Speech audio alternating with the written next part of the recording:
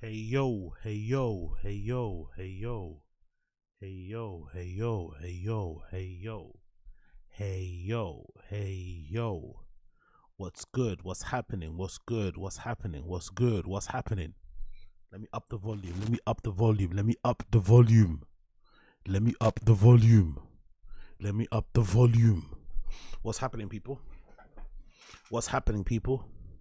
What's crack-a-lacking, my people? How you doing? How you feeling? Hope you're all well, wherever you may be right now. You're tuning in live-ish to the one and only Random Show with your host, your lovely host, Agostino Zinga. Hope you're doing well, man. Hope you're all doing fantastic. Hope you're all doing fantastic. What's the deal, people? What's the deal? What's the deal? What's the deal? What's the deal? What's happening, people? Hope you're well. Random show settings. We're back in the sector. We got some stuff to talk about. Minor things here and there. You know how it is. Nothing too crazy from what I've seen.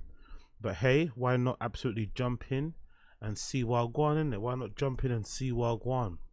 Why not jump in and see Wagwan? What are you guys saying? Talk to me. Talk to me. Talk to me. Talk to me. Talk to me. What's the deal? How you guys feeling? Let me know what's happening. Talk to me. How you guys feeling? How are you guys feeling? What's happening? Wagwan. Wagwan. Wagwan. Wagwan. What's up, man?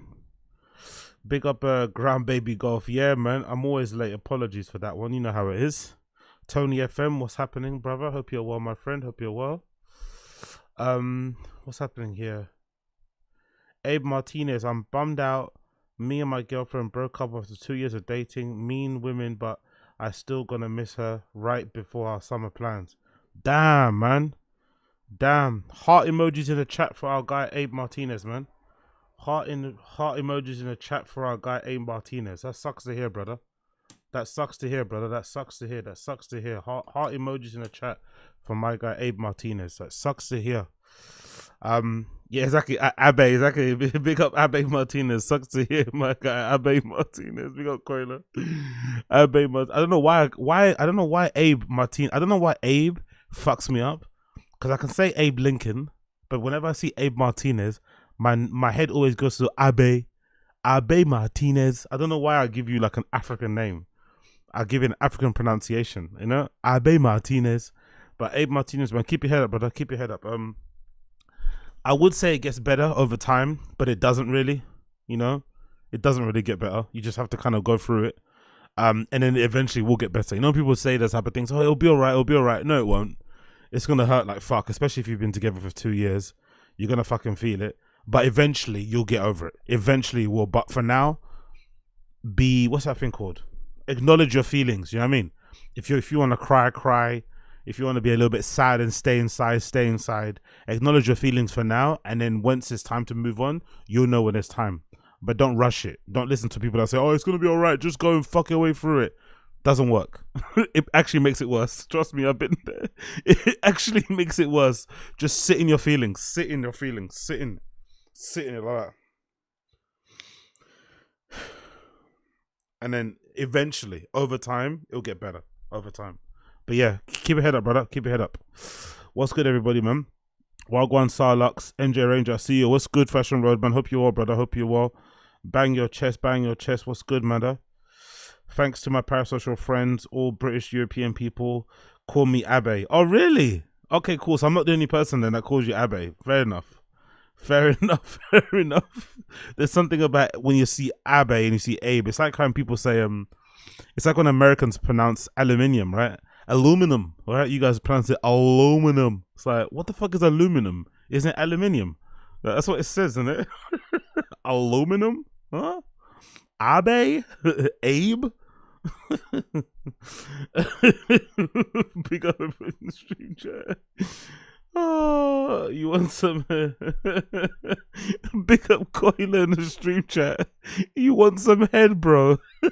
Just to cheer you up. You want a sloppy toppy? You want the man them to come round and give you a quick tug, huh?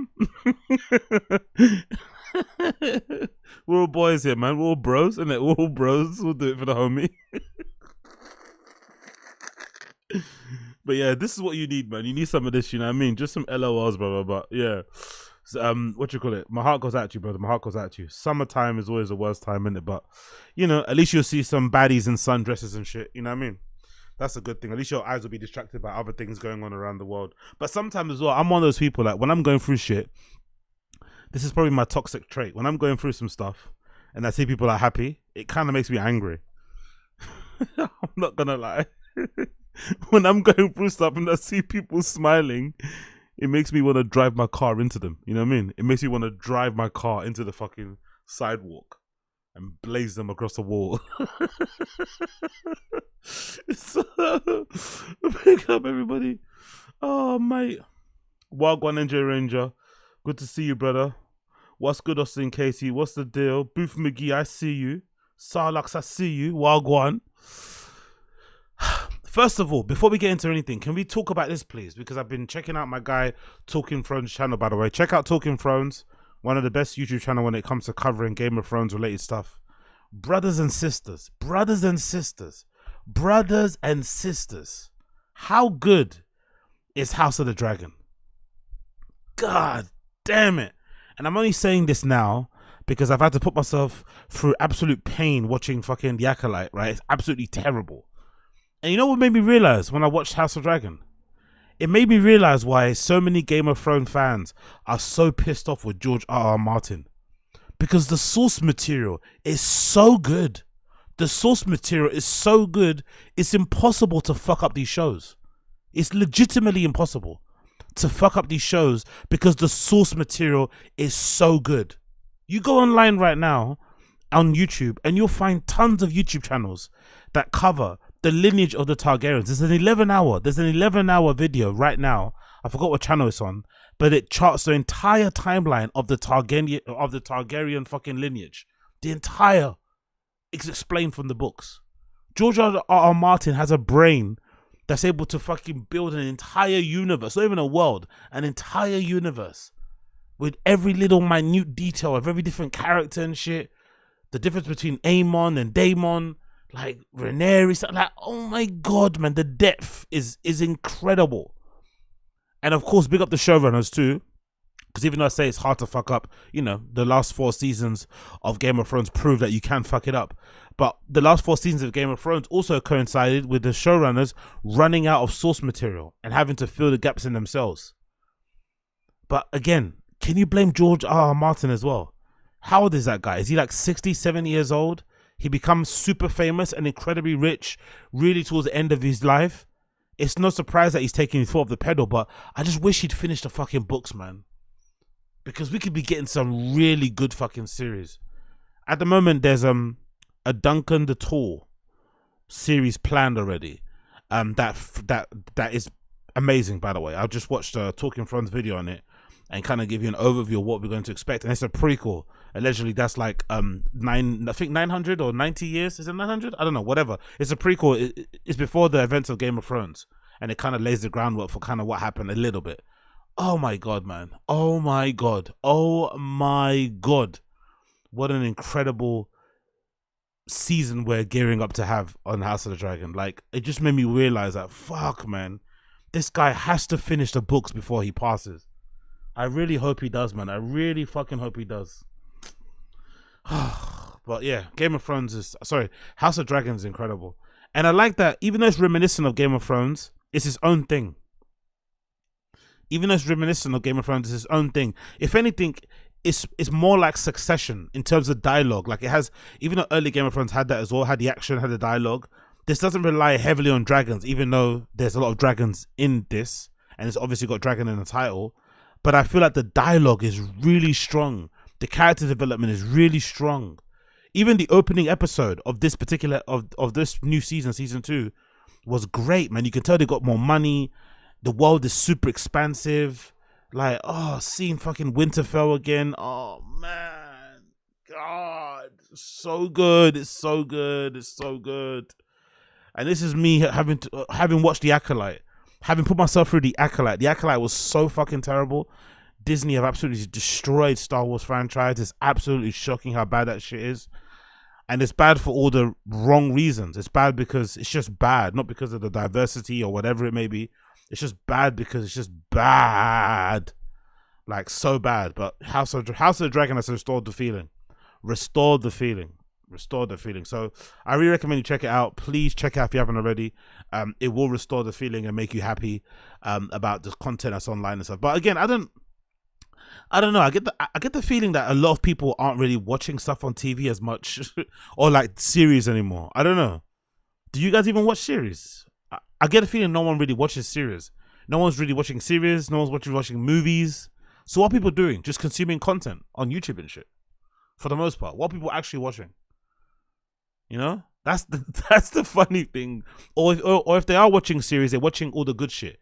They're watching The Bear. They're watching Succession. Or they're going back and watching episodes of Sex and the City.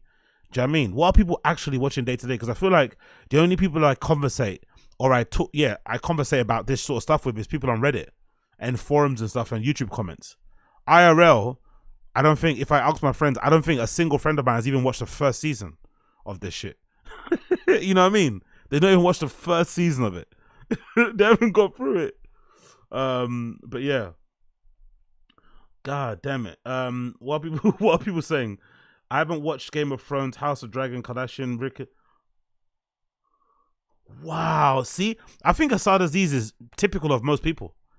I haven't watched Game of Thrones, House of Dragon, Kardashians, or Rick and Morty. None of it.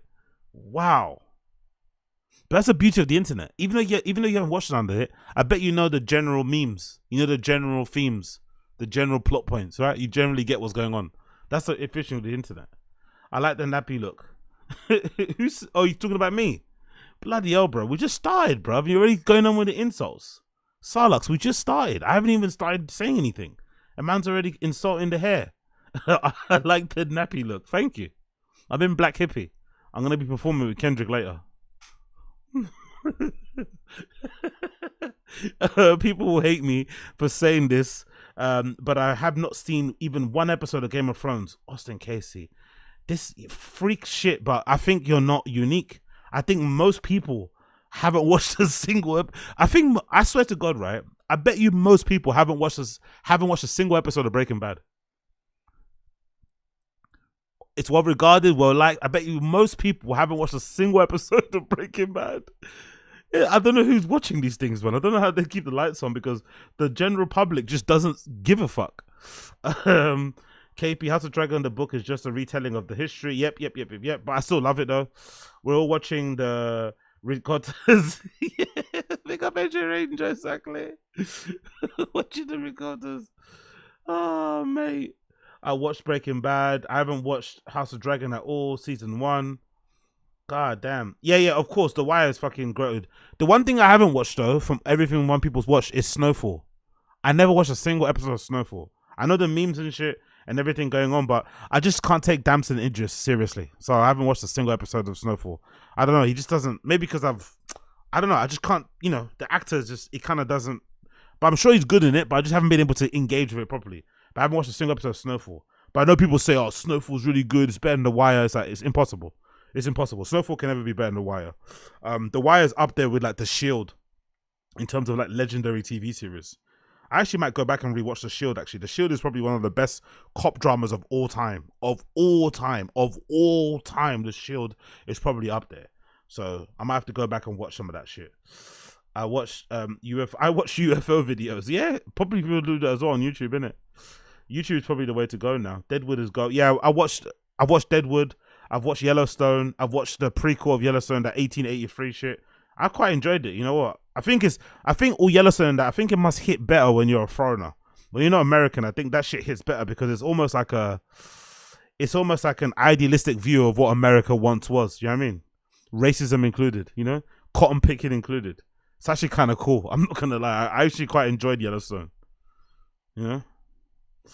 Walking on my land, always arguing about the land and fighting somebody to keep your land and your farm. And it's not too bad. I didn't mind it. I rewatched The Wire a ton, says James Hathaway. Hey, do you ever watch you ever watched Snow on the Bluff? No, never watched Snow on the Bluff. I don't know what Snow on the Bluff is. I mean, I know what Snow on the Bluff is. I watched Spooks. Some of my favorite series, Spooks. What else? The Bodyguard was actually really good recently. That's a UK series. The Bodyguard was absolutely banging. There's quite a few of those UK, police dramas, psychological thrillers that are fucking banging. That was really good. But another one that's actually goated that a lot of people don't watch is Gomorrah. It's an Italian TV series based in Naples. Depicting like gangs and shit and the Italian and basically the Napolese mafia and stuff. It's absolutely incredible. It's based on a book as well by this guy called is it Savastano? I forgot. I think his name is Savastano or something. The guy responsible for Gomorrah is also responsible for another series called 0000, which is really cool as well. It's about the cocaine trade and shit. But Gomorrah is probably one of the greatest ones as well. Gomorrah might be up there with The Wire in terms of like gang crime shit. Gomorrah is real. But if subtitles, some people don't like watching subtitle shows and shit. I'd rather watch paint dry. God damn. All right, mate. Sorry. I watch old movies like Clockwork Orange. I can watch Goodfellas or Casino over and over again until I die. Yeah. My brothers are the same. My little brothers are the same. My little brothers rarely watch like new stuff. They're always watching like old movies. They just rewatch them again and again and they laugh and cry at the same things. It's fucking hilarious. I'd watch Professor Roadman. Not gonna lie, the UK has too many police dramas. Film studios, must be part of the police. Yeah. There's so many. I was starting to watch another one that's kind of cop based. I think it's called like Humans or something. I started watching another one. It's kind of like there's always a police element. There's always a police element in our TV shows. I watched one called I think Humans. I started to watch it, but I kind of got off it a while. It's basically about these humanoid robots and shit that they have as like servants and stuff, and they become sentient. Like it's just like. And the police force has like, it's just, come on, man. I was like, some of the stuff I watched, I was like, why do I waste my time? Anyway, let's move on. Let's move on from all that bullshit. Let's move on from all of that bullshit. First things first, let's check out this clip.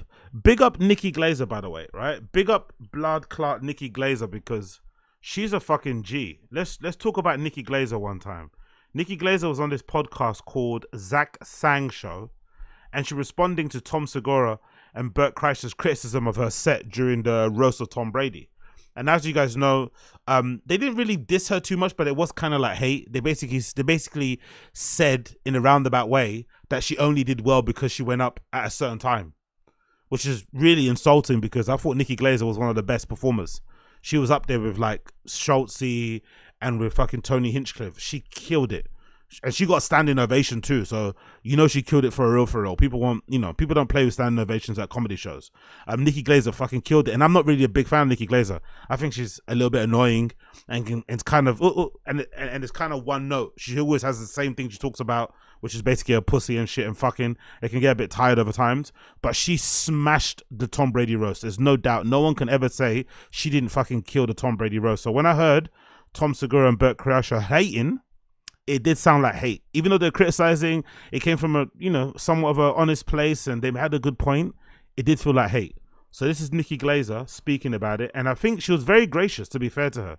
She was very, very gracious. She didn't, she wasn't that pissed off about what they said.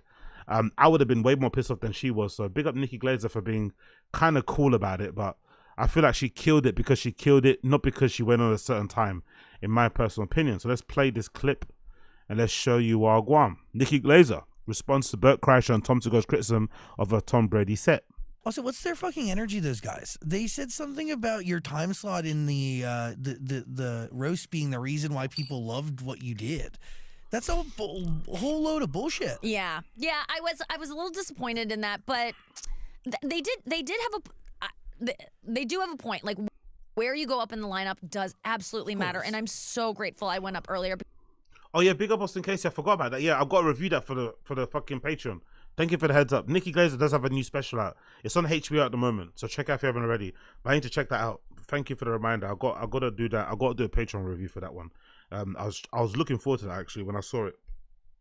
Because people had the energy to pay attention, and I do I acknowledged that right away. I went up to Andrew Schultz and I was like, dude, if you would have gone up earlier, we'd be talking about you a lot too. But I also think Nah, I don't like that. I don't like that she does that. Is that like a woman thing? Feeling like inadequate? Is that just her being insecure?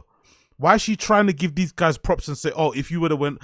Nah, man, you killed it because you killed it. You prepared well. She clearly was waiting for it. That was her moment to shine. If I'm not mistaken, she's a roast comic anyway. Because I'm only used to hearing Nikki Glazer on podcasts, and she can kind of be a bit annoying. And I'm used to listening to her comedy specials by herself. I didn't really know she was good at roasting. I had no idea. So she killed it. So she doesn't need to apologize or give people props. Like, this feels a bit gross, man. All these guys feel weirdly insecure in it about her doing well. I wonder why. Is there some misogyny at play, or are they just fucking haters? they would have been talking about me in his slot too. And I don't think 100%. And by the way, like, I think, like, if you judge success in this day and age, like, dude, yes, in the moment, but also the afterglow of that set has a lot to do with it, where that set travels. You know what I mean? Like, yeah, so many other factors outside of where you fall in the larger I think thing. Yeah, I felt zero backlash from anyone after that until that moment of like just having to be like, well, would we be talking about her if this were different? I'm like, oh my God, man. Honestly, that's why I personally don't have any patience for people, especially the fans, the sicker fans of some of these comedians who come into my stream chat, come into my comments, be like, oh, you're just a hater. What do you know? Look at your dumb glasses. Brother, I am nowhere near close to the level of hater that these guys' peers are. Their own colleagues, their own friends hate them way more than I could ever hate them. And I don't even hate them. I just point out all the dumb shit they say and laugh at it online. I'm not even in their fucking area, in their industry. I'm not taking up any space. I'm just some dumb guy commenting on my little small corner of the internet. But their peers, their alleged colleagues and friends are the ones that hate them the most.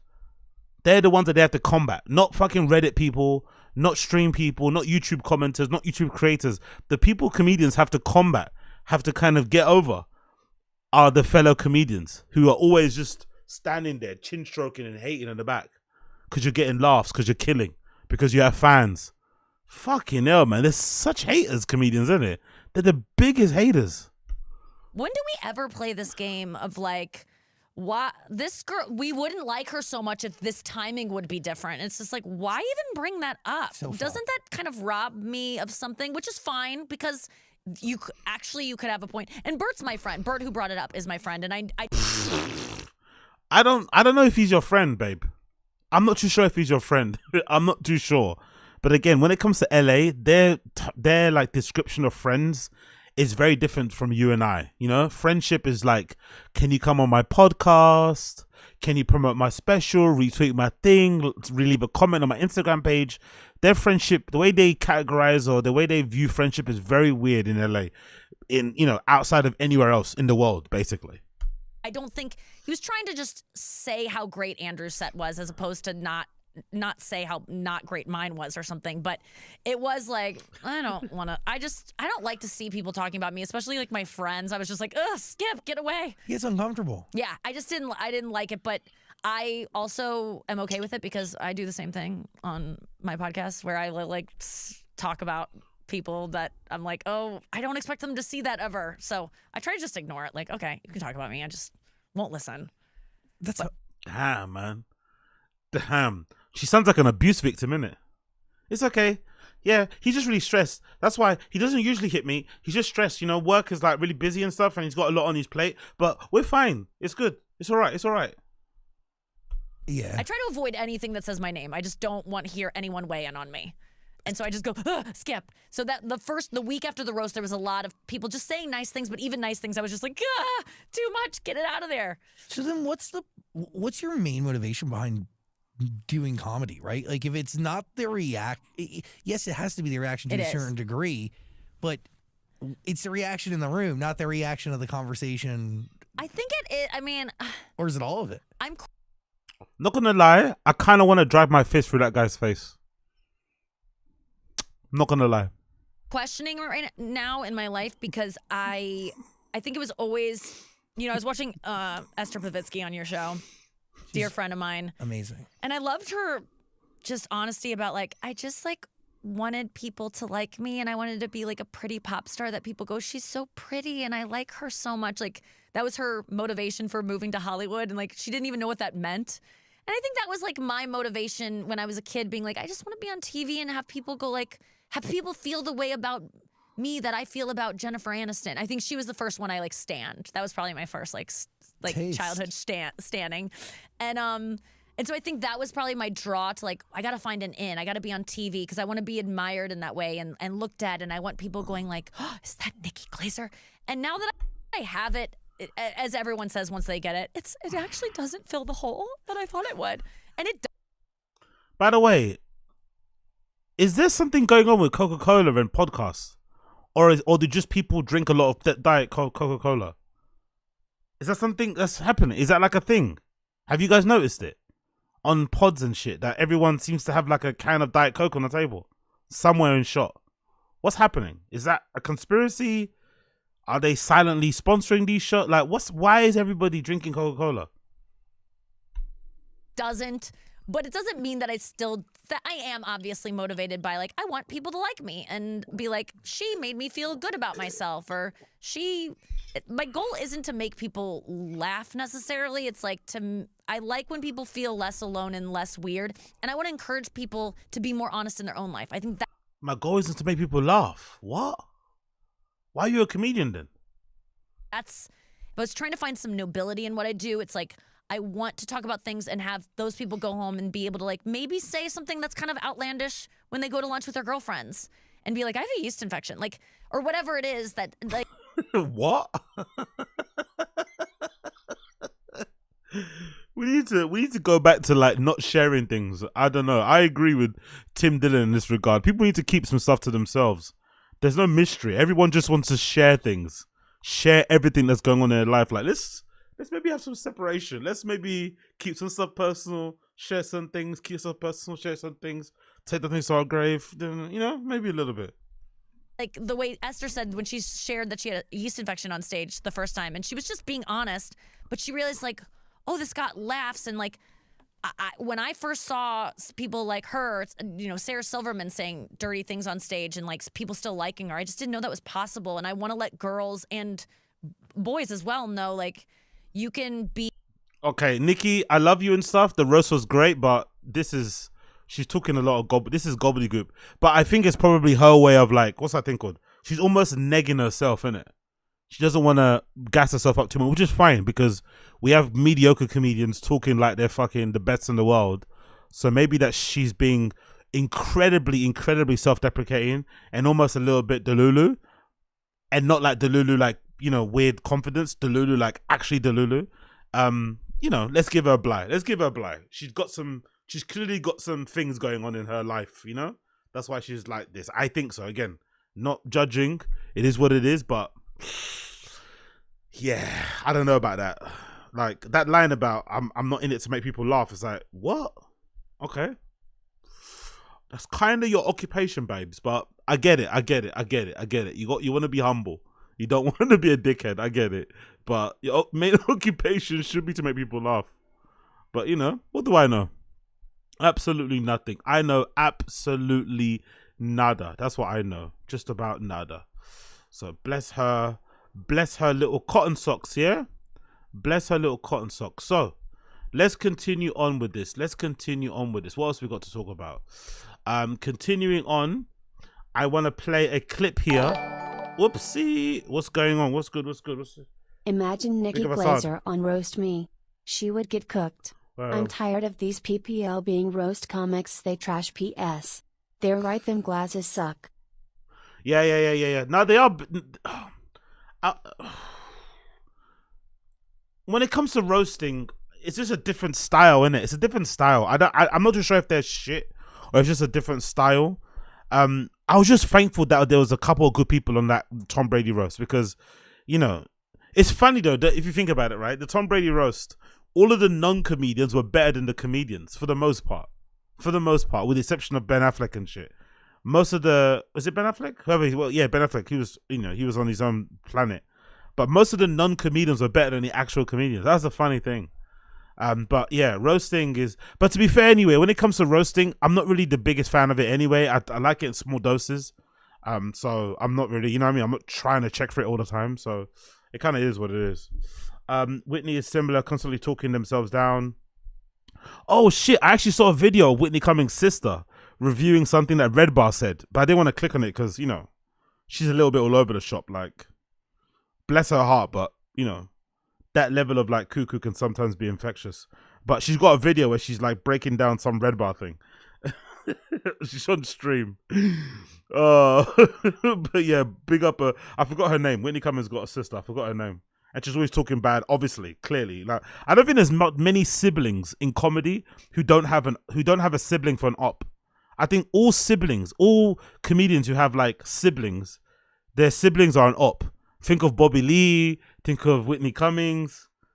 Like, the only one that isn't op maybe is Brendan. Big J's not really an op, innit? He's got his own life, but most of them are ops, man. They're always revealing shit online about them. It's so bad. What are you guys saying here? Yeast infection, Whitney similar. Now the yeast infection tag was a gross though. Exactly. Fashion Roadman. That's like me saying my goal isn't to talk. Exactly. Yeah. Someone comes on the Fashion Roadman stream. You don't come on here for fashion talk. My goal is to give you a well-rounded understanding of the plight of the Palestinians and what's happening between Palestine and Israel. That's what you come to Fashion Roadman for. You know what I mean? The latest AI news and day-to-day updates. Oh, I love comedians, man. My goal isn't to make you laugh. I fucking love comedians. To be fair, Nikki Glazer saying that makes me think. I bet you that's what Rogan thinks. I bet you Rogan thinks that. I bet you Rogan thinks his goal isn't to make you laugh. The GRE is meant to inform you, is meant to inspire you, motivate you, make you the hero of your own story. That's probably why he doesn't like jokes on his fucking show. That's probably why he doesn't like jokes. Oh yeah, I've been watching her for years, man. She's been clipping and commenting on Redbox for a long time. Oh yeah, big up Sarlux. I love honestly, I love people's little interests, man. Honestly, we all have our little weird things that we check out. I love Wings of Redemption shit. Sarlux is here checking out Whitney Cummings' sister. I'm doing the DSP things. Nick Ricada. We all got our little lolcows and little weird little rabbit holes we go down. You know, the Kino Casino guys are starting to introduce me to who's that guy? Is it fucking Metacur and some other people as well? I'm starting to get into some other lolcows. There's this other lolcow I can't do this, by the way. I was watching Kino Casino clips. There's this girl that allegedly is sleeping with her dad. Do you guys know who that one is? It's some girl. She's a young girl. And her dad went on a run. The police found him hiding in some caravan in the bushes. Do you guys know what I'm talking about? That's low. I was getting a little bit uncomfortable with that one. Like, oh yeah. Yeah, that's the one. Yeah, exactly. Spoiler. Yes, Grace Thompson. That's the one. Oh man, that's scary, man. Scary shit, bro. Like scary shit. That's some white trash shit, man. But I love it. It was so entertaining. And she's there defending him, like, oh yeah. Kind of scary. I'm not gonna lie. Called the Malalucci brothers. Big up, big up, Jay. Called the Malalucci brothers. Oh mate, honestly. Yeah, exactly. Yeah, big up Assad Aziz. Yeah, we're at it, bro. Assad, even the community guys, man. That's a weird side of the internet, man. That's a weird side of the internet. We're into that sort of stuff. The community world shit. All that stuff is a weird side of the internet. Fucking Hurricane Heather, T-Rail, Smack. You see Smack's teeth? That deserves a stream on its own. Smack's teeth deserve a stream. Smack's fucking teeth, and the fact that his foot is still in a cast. Have you ever wondered what Smack's foot must look like out of the cast? The fact that he's still got it in a cast now after that accident, and he's been walking on it, not really healing properly. That foot must be like. Can you imagine what that must look like underneath? Like, yeah. Let's not go there. Anyway, let's continue. So, I've got some clips here I want to play for you guys here on my Streamable. My Streamable is back, so I've got some clips for you to play. I've got some clips to play from my Streamable. Let's play the first one. What do you guys think? Is this story true or not? I went back into the T-Fat-K archives. I want you guys to tell me in the stream chat. Do you think this story is true? Yes or no? Do you think this story is true? Yes or no? Dude, you would have been so upset today. Why? Papa's on the trail like he always is. Yep. Home turf, right? Back on my home turf. Drove to San Diego yesterday. Back on my home turf, going. And I'm 20 miles out from my house, so it's rattlesnake territory. Yeah. And I listen to music while I ride my bike, and I see a couple on horses. Wow. A couple on horses, right? Big horses. Yeah. And I was like, oh, it caught my attention. And I can see she's going like this at me, yelling. Yeah. And I'm like, oh, maybe they need help, or maybe there's a giant rattlesnake up thing. So I go, excuse me, and this lady goes, where the fuck is your mask? Where the fuck is your mask? Probably about my age. I almost said our age. Hey, I don't like this. No, my age. I don't like this story. Sorry, my age. They're both about my age, maybe a little younger. She goes, where the fuck's your mask? Where the fuck is your mask? And I go, excuse me? She goes, where the fuck is your mask? You're risking everybody out here. And I go, who's out here? Who's out here? She goes, where's your mask? I go, why in the world, and I'm trying not to cuss, to escalate the situation. I go, why in the world would I wear a mask out here? Are you out of your goddamn mind yelling at me? She goes, well, where's your fucking mask? I go, who are you talking to? She keeps saying, where's your fucking mask? She goes, where's your fucking mask?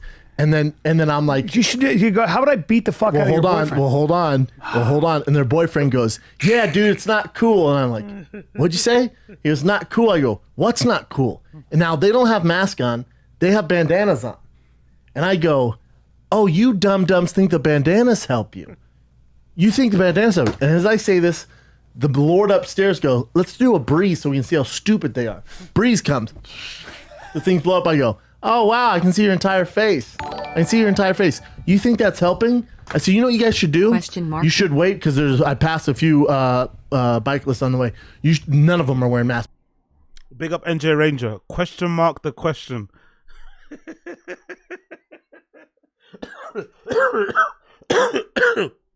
So far, what are we saying? Are we believing him so far? Do we think this interaction happened? People on horseback cussing him out because he wasn't wearing a mask back in COVID times. Do we believe this to be true? He was on the trails cycling and he got into some full-blown argument with a couple that resulted in him cussing out people on horses. Just keep attention to the story. Just pay attention as close as you can. Pay close attention. He's meandering. He's all over the place. There's loads of holes in the story. But just keep close attention to this story and let me know what you think. Is he telling the truth or not? Just pay attention. It's so funny, the story. That's because we're not morons. So when they come, you guys should ruin your whole day and wait here like it's your job because nobody's paying you. The taxpayers aren't paying to do this. You guys should wait here and then yell at the other guys coming. And as they're telling me the two guys who I was passing, I was talking to them when we got to the top. They come by and she goes, and where's your mask? And they just start laughing and keep riding by. And I said, I should have done that, but I thought you were warned me about a snake, and I stopped, and it's been a complete waste of my time.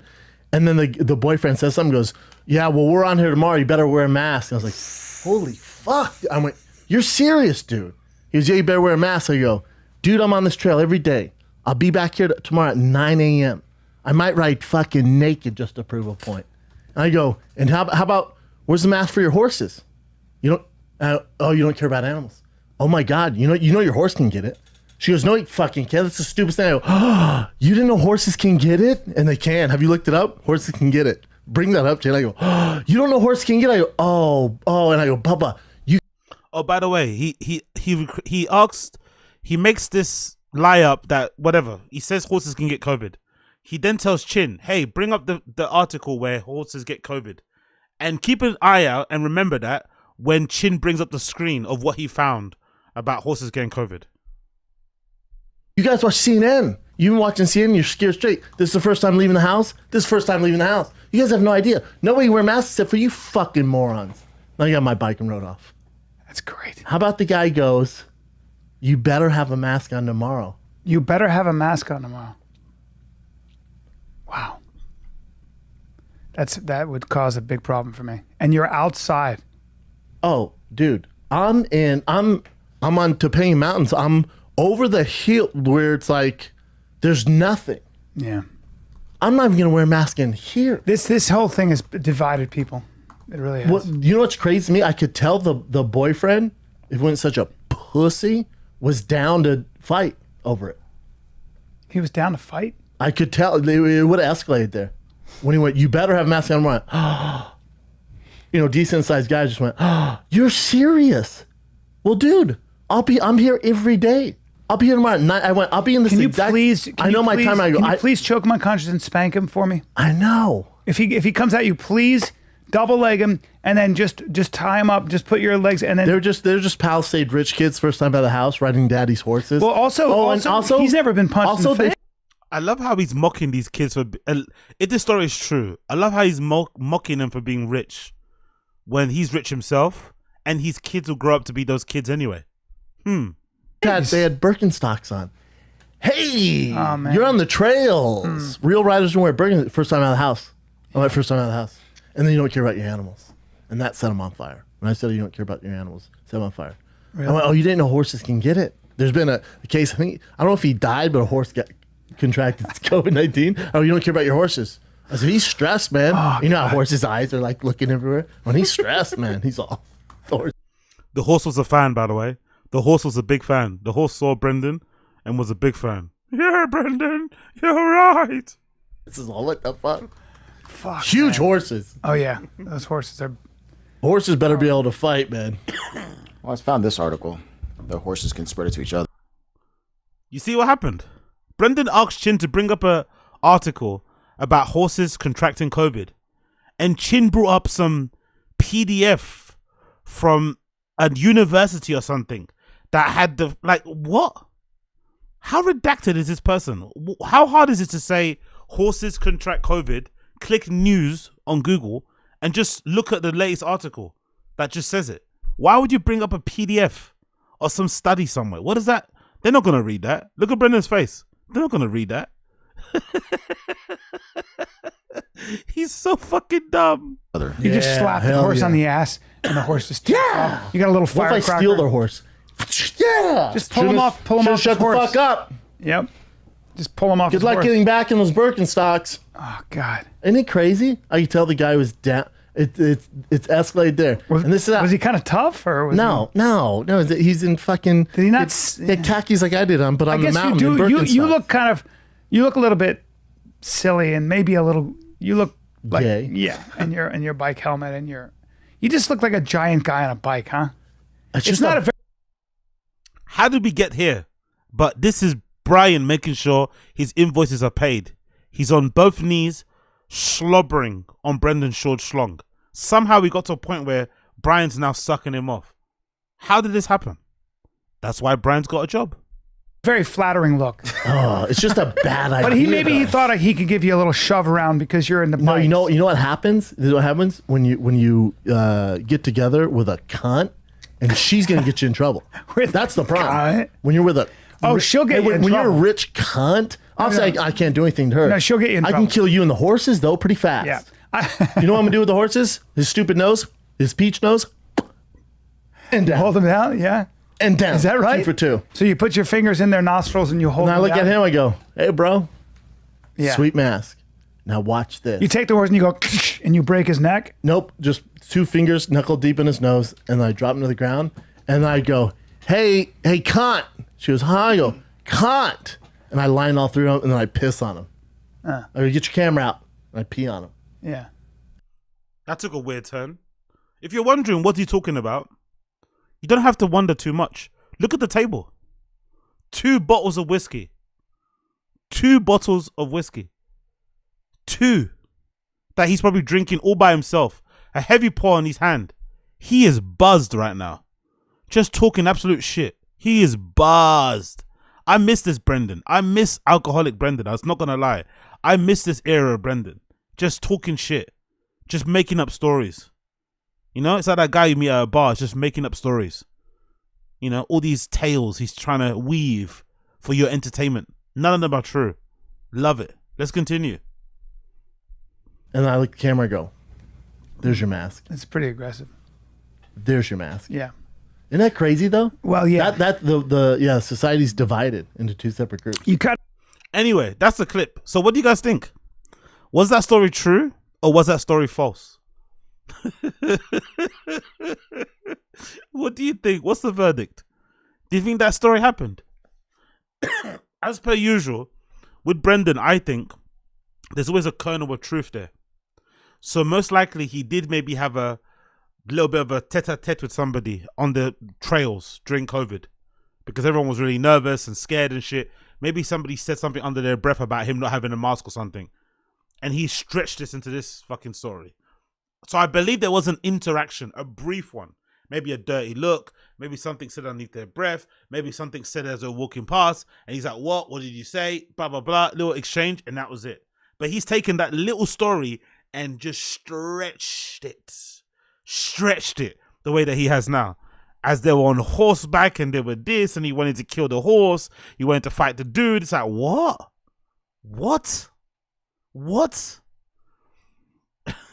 Big up Ryan Harty. I didn't believe it until the Birkenstocks. The Birkenstocks detail was the one that sold it.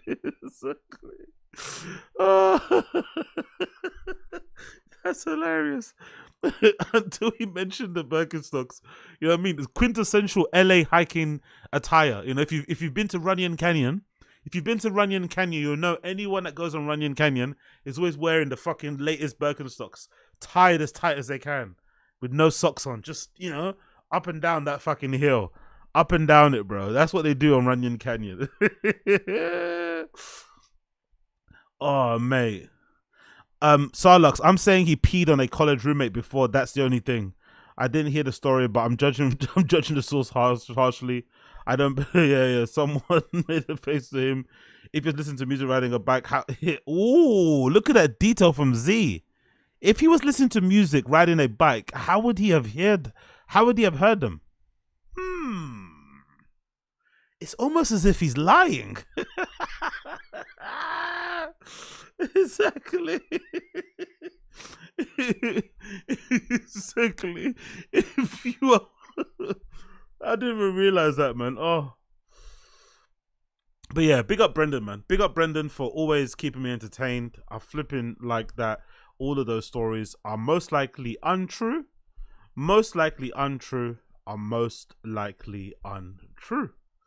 So, continuing on from that. Let's play this.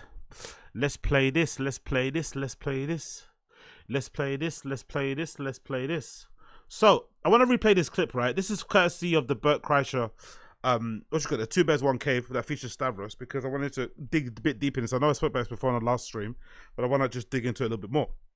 Stavros here comments on Bert being a huge liquid guy, and it almost made me think, and I've only thought about this now, please forgive me for being naive, but I was wondering, like, when I saw this clip, I was like, maybe Bert Kreischer's alcoholism is like hereditary.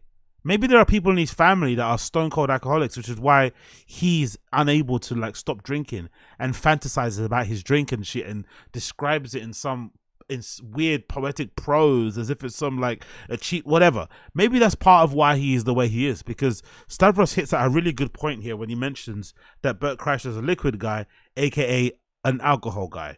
Let's play the clip.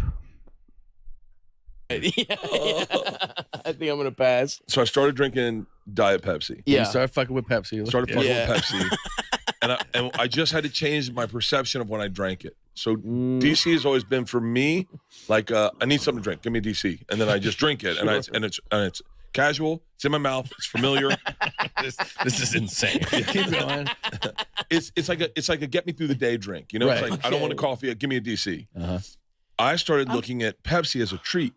So because it is a little sweeter, and I started thinking, do you remember those times when your grandma would sit you down and say, well, let's sit down and have a drink, and your grandma's always pulled out Pepsi, and my grandma would pull out Pepsi.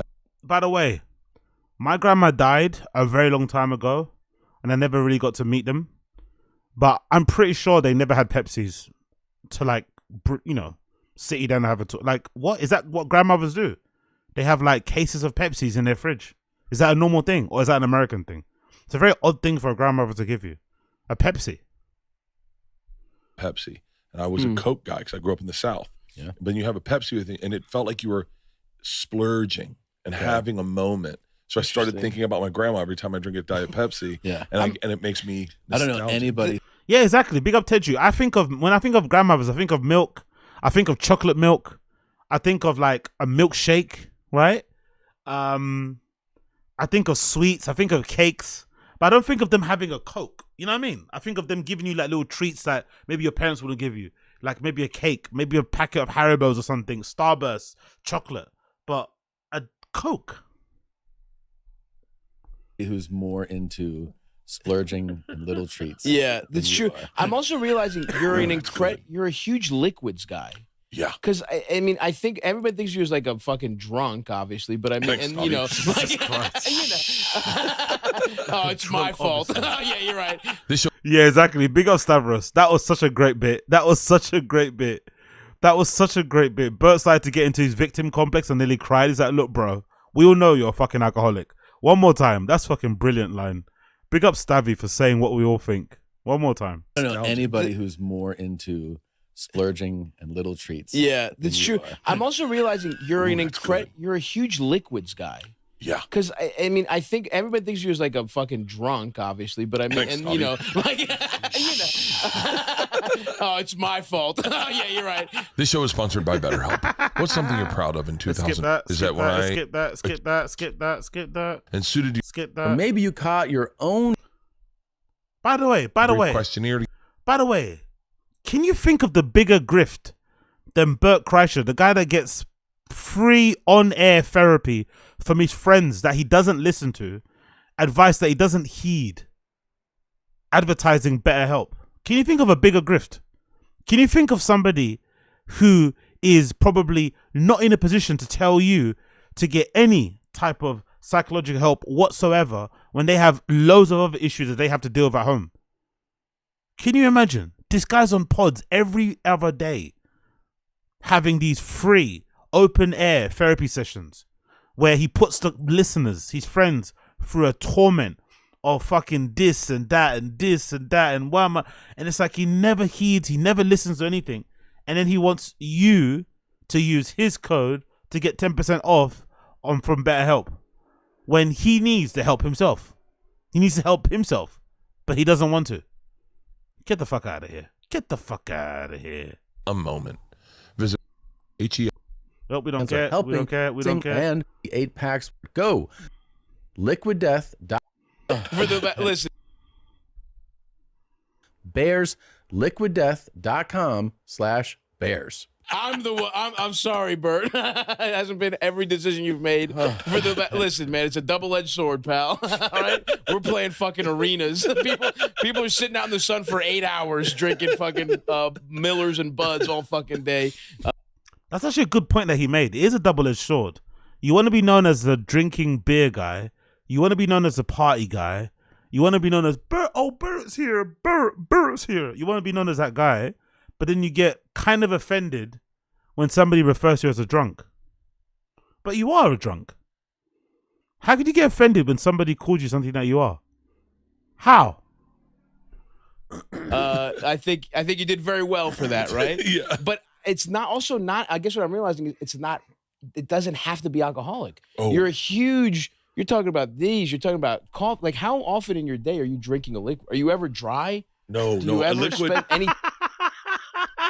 That's such a great question because, in a way, Stavros is asking him something that, in a roundabout way, he's asking him, are you never not drinking? Basically, booze. Are you never not? Is there not ever like a day that you just don't drink? Because we all drink alcohol, right? We all like to have a bit of a drink here and there. But there might be a couple of days where you don't have a sip of alcohol. Maybe 3, maybe 4, maybe even 1. This guy literally drinks every single day. Guess what? People that do that are called. Time not liquid it up. But And then I'm sorry. One more thing. And then it's like these associations you have with the liquids are fascinating. Yeah. Because you talk about your grandma, and it's like there's such a deep. I feel like there's a deep psychology with every drink you drink that we could probably unravel, Bert, one beverage at a time. I feel like. Probably. I can tell you what I want to have if I'm going to get in the pool. Yeah. I mean, I immediately. Situationally, you have. What's your pool drink? Yeah, let's go pool. Let's go. Campari Let's throw Spritz. different. Campari Spritz. Campari Spritz is one of the best goddamn drinks in the fucking world. I like the other one. Aperol Spritz. Yeah. Okay, so I was a child when Campari on Ice was introduced as it was like Campari on Ice, oh so nice. Yeah. And I tried one day. I was like, I want to try Campari on Ice. It's garbage. It's really garbage. It's very rough. It's very rough. Yeah. And I Cool color, wanted, though. but it's cool color. It's like great a Kool-Aid. color. And then I was with Makes you feel sophisticated. I was with Yep. Antonio LaFossa, European. the chef, and she said, we should have a Campari Spritz. And I went, well, I don't think I've ever had one. Two parts Campari, 3 parts Prosecco, 1 part soda water, and it gives you a bite on the back of your tongue, but a freshness, and it kicks. I could have one right now. He talks with way more passion about alcoholic beverages than he does about stand-up comedy. It's almost as if like he does stand-up to make money so he can drink. He does stand-up to make money to afford him to drink and do what he wants. He's kind of got the best life in a way, isn't it? It's very destructive, by the way, because he makes so much money for his family and his wife that they kind of leave him alone because he provides them with a life that they probably could never afford without him, right? He puts his kid through school. They go to the best colleges. His wife is looked after. So there's no need to give that an intervention, really, because he's bringing home the bacon and some. But then it's also destructive because it feels like he's almost purposely done that. He's built a career where people can't tell him shit because he's successful on paper. Netflix, touring, selling out shows, popular podcasts and shit. It's hard to tell him anything because he's got all the trappings of success. Life hasn't really hit him in the face like it does regular people. Like, he's kind of getting away with it, which is weird, isn't it, to say? But he's getting away with it, but he doesn't know he's getting away with it. Eventually, will it come to bite him in the ass? Maybe, maybe not. He might be those people that we all know of who smoke 100 packs of cigarettes a day and go on to live until they're like 110. That's what I have with Bert. I have that feeling that Bert's one of the type of people. He'll probably end up outliving Joe Rogan, even though he's like incredibly destructive, very unhealthy, clearly has addiction issues, but he'll probably end up outliving somebody like a Joe Rogan, who takes his health and wellness very seriously, is, shoots himself with all manner of nonsense to kind of keep himself ticking over, is jacked and ripped. He'll probably end up living him because he's just, he's completely oblivious to the fact that he's destroying himself and has no even concept of stopping or slowing down. None whatsoever. And Stavros asked him, he didn't really answer the question, but Stavros asked him, is there ever a day where you're not drinking? Basically, there isn't. It doesn't count. I don't think there's actually 24 hours in a day that he doesn't drink. Maybe there's hours between him sleeping, but 24 hours consecutively or day, like, no, not doesn't exist. Can you have them make me a Campari Spritz, please? I can't do this. Yeah, no, I was an asshole calling you a drunk. Have Pete make me a Campari Spritz, please. I fucking love. Yeah, that's a good point as well, John Smith. That's a good point. That's a good point. He is very OCD too, right? Bert has talked about having OCD. Not sure if it's self-diagnosed or not, but all this alcohol talk sounds like OCD rituals. Like if he does it a certain way, life will be okay. Yep. Great point. He does mention that a lot, to be fair. Like how he has a drink, a certain temperature, what time, who he has it with, a shot this time, a shot before. Yeah, that's a very, very good point, John Smith. Very, very good point. Of a nice Campari Spritz, but I don't like. I had a friend. He's no longer drinking, who only drank Johnny Walker Black. I thought he was gonna die. No. I thought he died, and it's like he might as well be dead to you. Bro, Stavros is fucking brilliant in this. He was rinsing Bert the whole time. He might as well be dead to you. He doesn't matter because he can't drink. What's the point of him existing if he can't be your drinking buddy? Oh, big up Stavros. He was great in this episode. Fucking brilliant. We don't talk that much. But he was just Johnny Walker Black. Okay. Everywhere, Johnny Walker Black. That was his only drink. And if they didn't have Johnny Walker Black, he wasn't drinking. Really? And he was a big drinker. He wouldn't even fucking drink. If they didn't have Johnny Walker Black, no booze. Interesting. And I never understood that because I thought booze should complement your moment. It should, if you're at the Whaler down in Marina Del Rey and you're on the top deck and you get a little calamari, you definitely want a margarita with ice around the rim, frozen with a floater on top. Brown. What? Okay. Come on. Jesus. I mean, I See, I'm such a food addict that I'm still thinking about the calamari. Me too. I don't give a fuck about the. I will. I mean, Mark, good. Yeah. But I'll have a number of drinks. But fucking rooftop, looking at the water with some calamari. The best. That's some good. I guess I'm honestly thinking beer in that situation because I think about being in Greece because they have all these little like beachside like taverns. See, that's the problem. Beer's overwhelmed our culture when beer should be had at beer moments. What's a beer moment? You're skiing in Jackson Hole. You stop off and you stop off. Yeah, you snowboarding, and then you stop off at the little ski chalet. And everyone's out there. All the girls look beautiful. Everyone's got their jackets off, and you go, "Ooh, I wouldn't mind a nice IPA, nice heavy IPA." What the status of their outerwear is? Yeah. Like that's the most specific. Here's what I would say for beer: it's hot, and I would like a beer. No. Exactly. Big up Stavros. Stavros basically making it very, very clear that he thinks Bert's an alcoholic, and Bert inadvertently confirming that yes, I am an alcoholic. There's not a single day that goes by where I'm not drinking, and I don't also believe he just drinks soft drinks. No, this type of guy that drinks fucking alcohol a lot. But I also think he's very self-conscious, especially on podcasts, because he knows people judge him a lot. So he doesn't drink on pods as much as he does off pods, which is wild. It's wild, really, that he knows he's doing something that he shouldn't be doing. So he just doesn't do it in front of people that are going to judge him and kind of does it in secret. That's probably worse. It's probably worse to drink in secret the way that he does.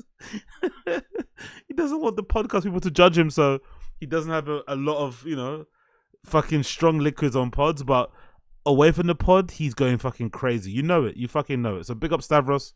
I appreciate that guy. I appreciate that guy so fucking much. Continuing on. One more clip that features Stavros on the fucking Two Bears One Cave. This one is about Bert Kreischer and Tom Segura talking about the Comedy Store, which you don't hear them talk about too often. The Comedy Store has almost like disappeared. No one talks about the Comedy Store anymore. Since Rogan opened the Comedy Mothership, the Comedy Store lore, the Comedy Store shilling, the Comedy Store hype has completely died down. No one talks about the Comedy Store anymore. It's really fucking interesting. Really fucking interesting. So let's actually go through this clip that features them talking about the Comedy Store and Stavros also chiming in. Fucking store was insane last night. Yeah. Insane. I fucking should have gone. I don't know why. No, you know what? Okay, so we'll go back to the other thing. This is what I like about you guys is that you also don't chase the rabbit. Like last night, get done, everyone goes to the party. It's like packed, and Tom's like, I'm out. I'm going to bed. Mm-hmm. And I was like, what the fuck? I was like, I haven't even gone to the post party yet. Yeah. Like, this is just the post party. I want to go. By the way, Stavros in this particular clip makes such a good point that I've never thought about. And I think this is something that real party boys and party girls know. Real fucking party boys and party girls, the ones that get on it, the ones that are boozing, the ones that are drug taking, the ones that go out for real. You know, there's always like a limit. You know, you can't do it forever. You tap out eventually. Your body taps out or you tap out, right? Either your body says bye-bye, RIP, or you decide enough is enough and you kind of put the brakes on it. But listen to this point that Stavros makes about Bert Kreischer being out all hours of the night. Just listen to it. I never thought about this. This is really interesting. We go to the post party. And so I went to the store and I should have gone to bed. I woke up this morning going, I should have just gone to bed. I feel like fucking shit. Do you think there's a moment you stop chasing it that much? Because it is intrinsic to like, there is something about you that you just love that action. Love all of it. Is there something about it where you're like, because for me, it was like so clearly, I would just go to those things. Yeah, to see my friends. But when I was younger, I would just be out to try and fuck. For me, going out predominantly, and this will sound very neutered and very simpy, not neutered and very cucked of me, but I legitimately would go out just for the music and to get fucked up. I would actually much prefer to make friends with random people in the smoking area and add them to my Instagram or something, or become Facebook friends, than it will be to try to get girls' numbers. Legitimately. I'd go out solo just to go and meet people. Techno friends, clubbing friends, and have a good time. But it really wasn't to fuck for the most part. But it was to go and stay out and get fucked up with strangers. Listen to Bert Kreischer's reply. Oh, I don't you know what I mean? Yeah. And I know you don't know, which is something I can't even fathom. Really? Like the fact that I would just be out getting fucked up to not try and get pussy is kind of insane. That's a great point, isn't it? Bert Kreischer's going out, staying out all hours of the day, all hours of the night, sorry, drinking and boozing with strangers, and he's well known as somebody that allegedly doesn't cheat on his wife. He just stays out and just has a good time. He's actually a pure-blooded alcoholic, and he's a married man with kids. Like, why don't you just go home? So it's not like he's staying out to fuck. It's not like he's staying out to do drugs, because he doesn't. He just drinks. It's not like he does like coke or he does Molly or anything else. He just stays out, just boozing. At 50 years old or wherever he is, 55 or something. It's like, don't you get bored of this? Really? That's kind of my North Star in almost all decision making.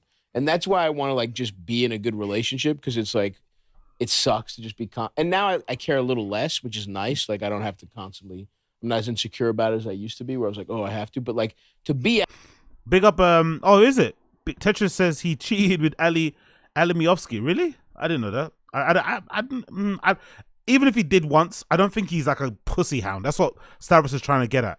Most guys that stay out late at night are trying to fuck. He doesn't seem like that type of guy. So Eli Windsor says he does Xanax and maybe coke. Again, he might have done that. But I don't think he's a party boy in that regard. He doesn't strike me as one. He strikes me as somebody that legitimately enjoys drinking booze all the fucking time and staying out with strangers drinking booze, which is bizarre, especially as a married man with kids. Like, why just go home? Like, why are you staying? Like, whatever. Out all night, with the exception of the Spare Bros Day, where I like haven't seen my boys in a while, and it's like let's really get after it once in a blue moon. But like to just a married man with a beautiful family that stays out till 4 a.m. more than like once more than a couple times a year. I can't. A couple times a year? That's what I'm saying. That's kind of. I've done it 4 times this week. Yeah, that's what I mean. It's kind of wild. It's fucking. It's crazy. Do you think that ever slows down, or you just think you just love it too much? I don't know. Yeah, I'm never gonna say that. That's such a great point to make, isn't it? That is such a great point to make.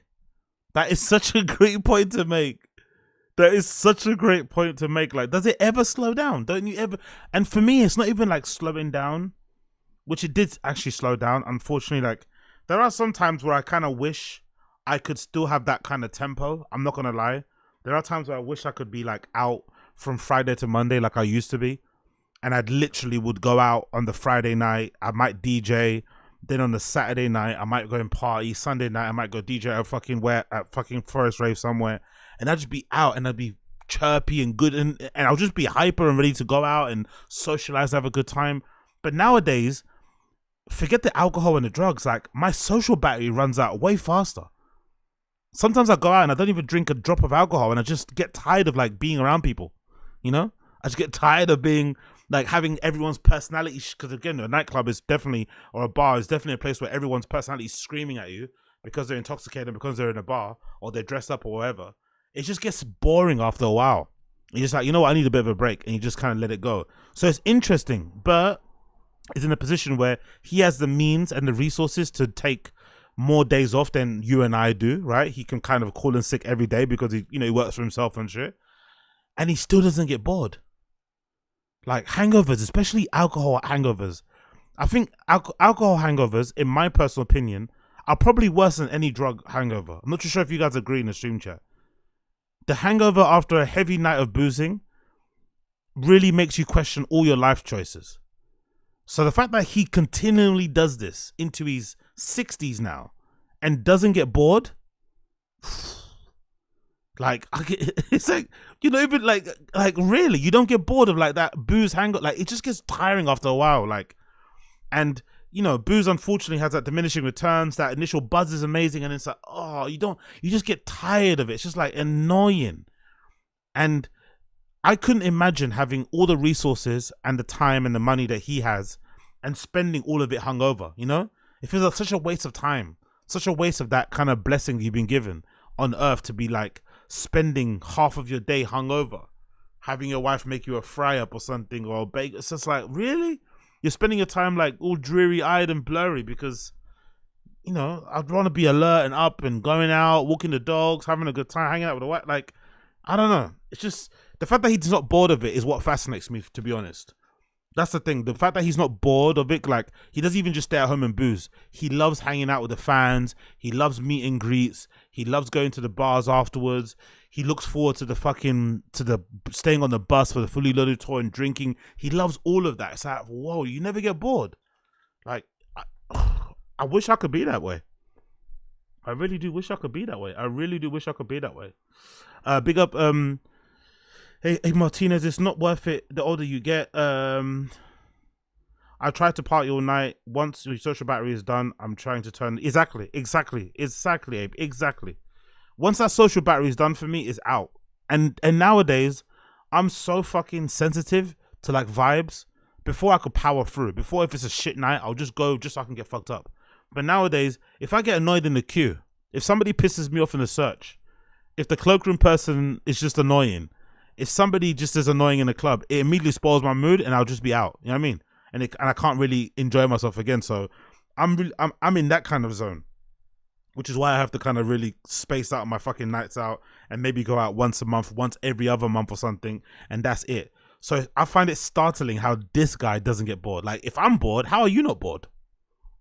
It's never gonna say that. Yeah, I love it. I love it so much. You do love it. You do. I love it. I have a hard time saying no because I never know. It's like a lottery ticket scratch offs. True. That I just feel like you never know. What's I also like I've been around like even when we were hanging out at the backstage before we did the roast, when people would arrive.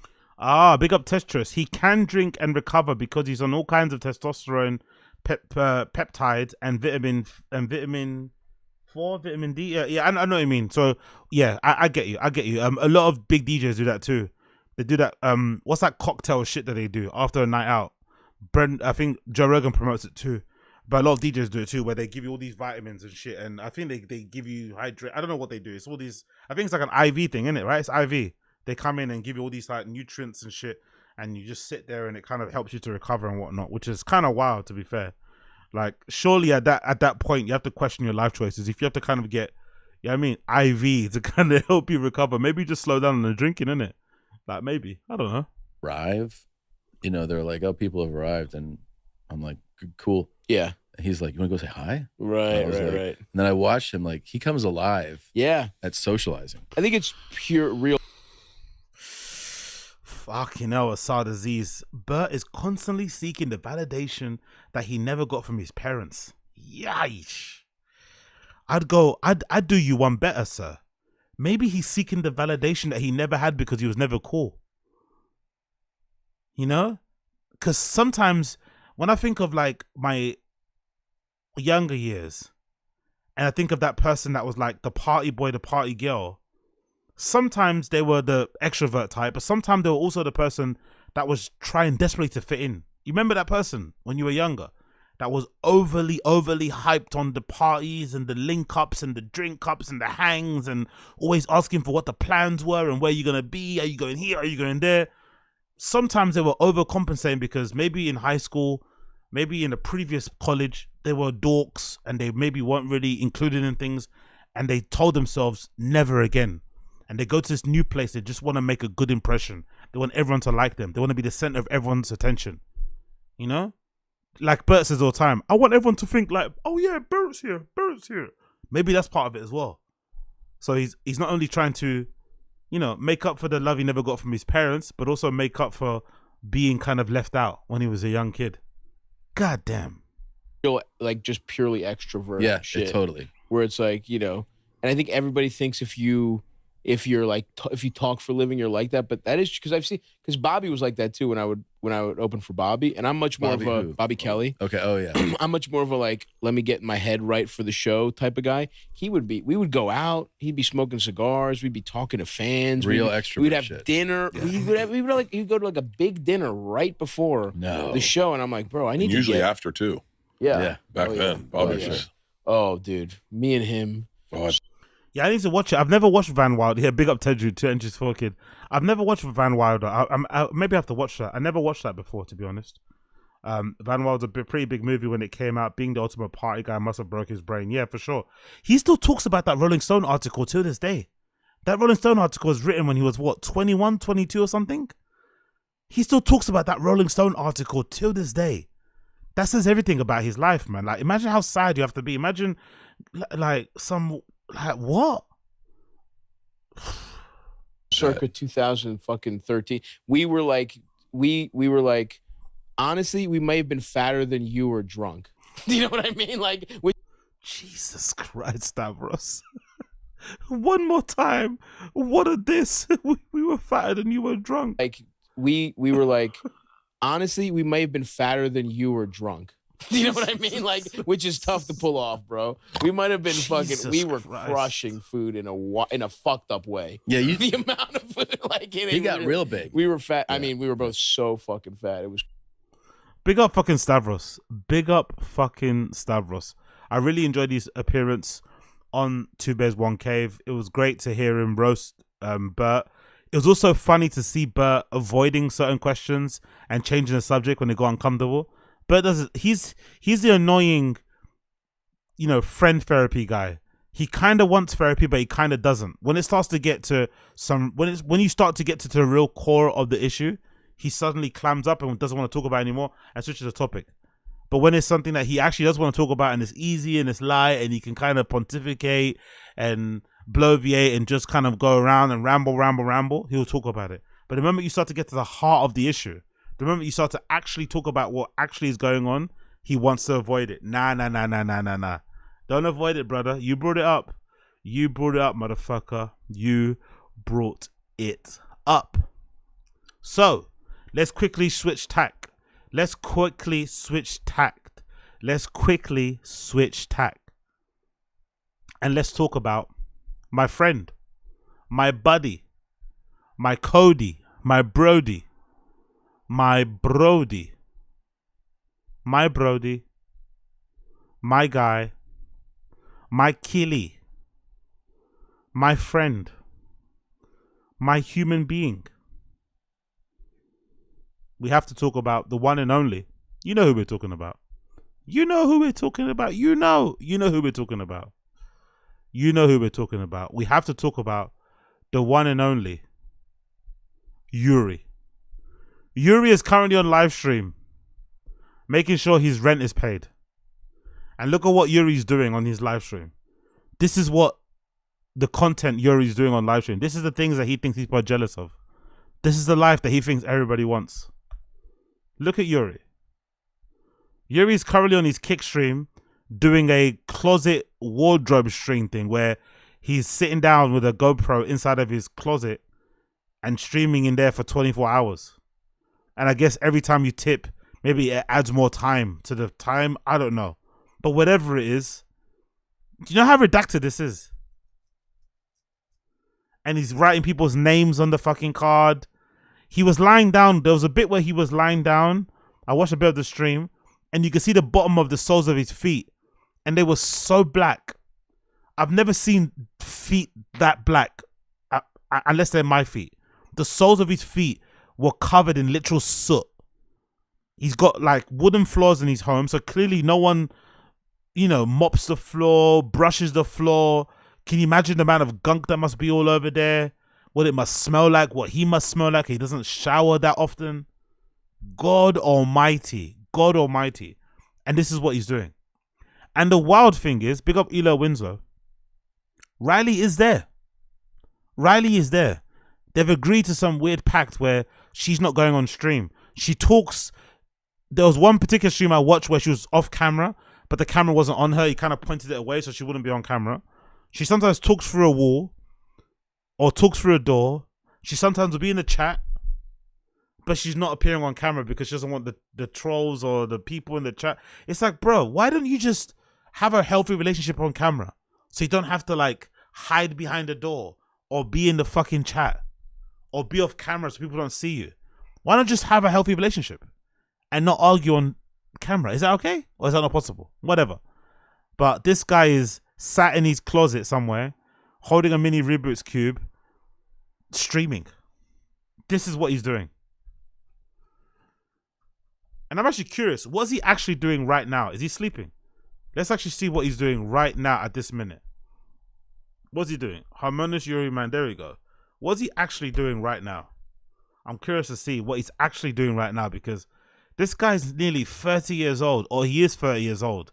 And I think to myself, like, this is what your life is.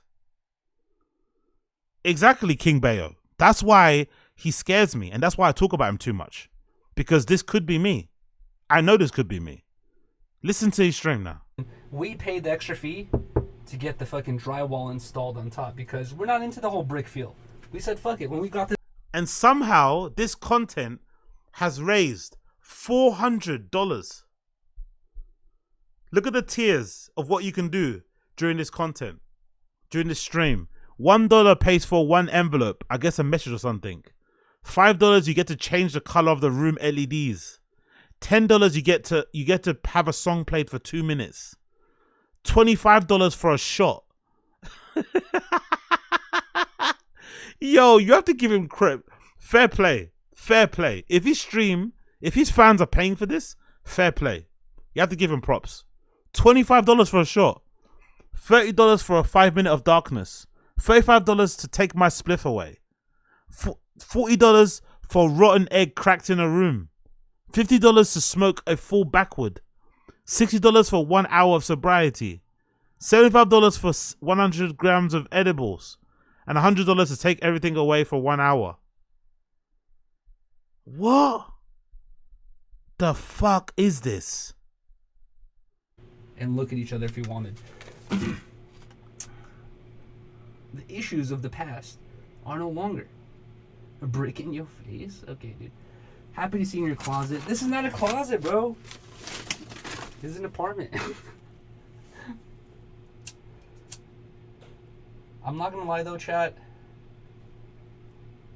I honestly, even though the LED lights, it kind of does on camera look really cool. Because I have it like going around the corners and shit. It does look really, really cool. And it does light up the whole room, but I feel the same way about... Big up King Bayo. There's not a single amount you could ever donate to me that I would ever do this. I would never do this for free. I would never do this for money. I'd never do this ever. Ever. Ever. This type of content is like, I don't even know what this is. Like, what is this? Well, like, what is this? Just go get a job, man. Like, honestly, just get a job. Like, what is this? Blue, this color. Bro, I don't believe it. There's no way. I feel like there's... It's almost like it's lazy, to be honest, because if you're going to IRL stream, just go outside and IRL stream. Why are you doing this shit? Because it's easy to do, basically. You're in your closet in your home. You don't have to go outside and communicate with people and try and make, something happen. This is like, what the fuck? Like, what is this? All right, chat. We need some peace and silence. I know for a long time, I disowned the sevens. No, I get why King Bayo. I get why his fans like it. Like you said, I don't know, like torture shit content. Yeah, I get it. I get why his fans would like it, but I could never personally do this. Clearly, people like it. Look at the amount of money he's already raised. $441. So clearly, I'm in the minority here. And he's aiming to raise, what, $1,000, which he probably will get. He's got 18 hours. He's already nearly halfway. So he probably will get that total.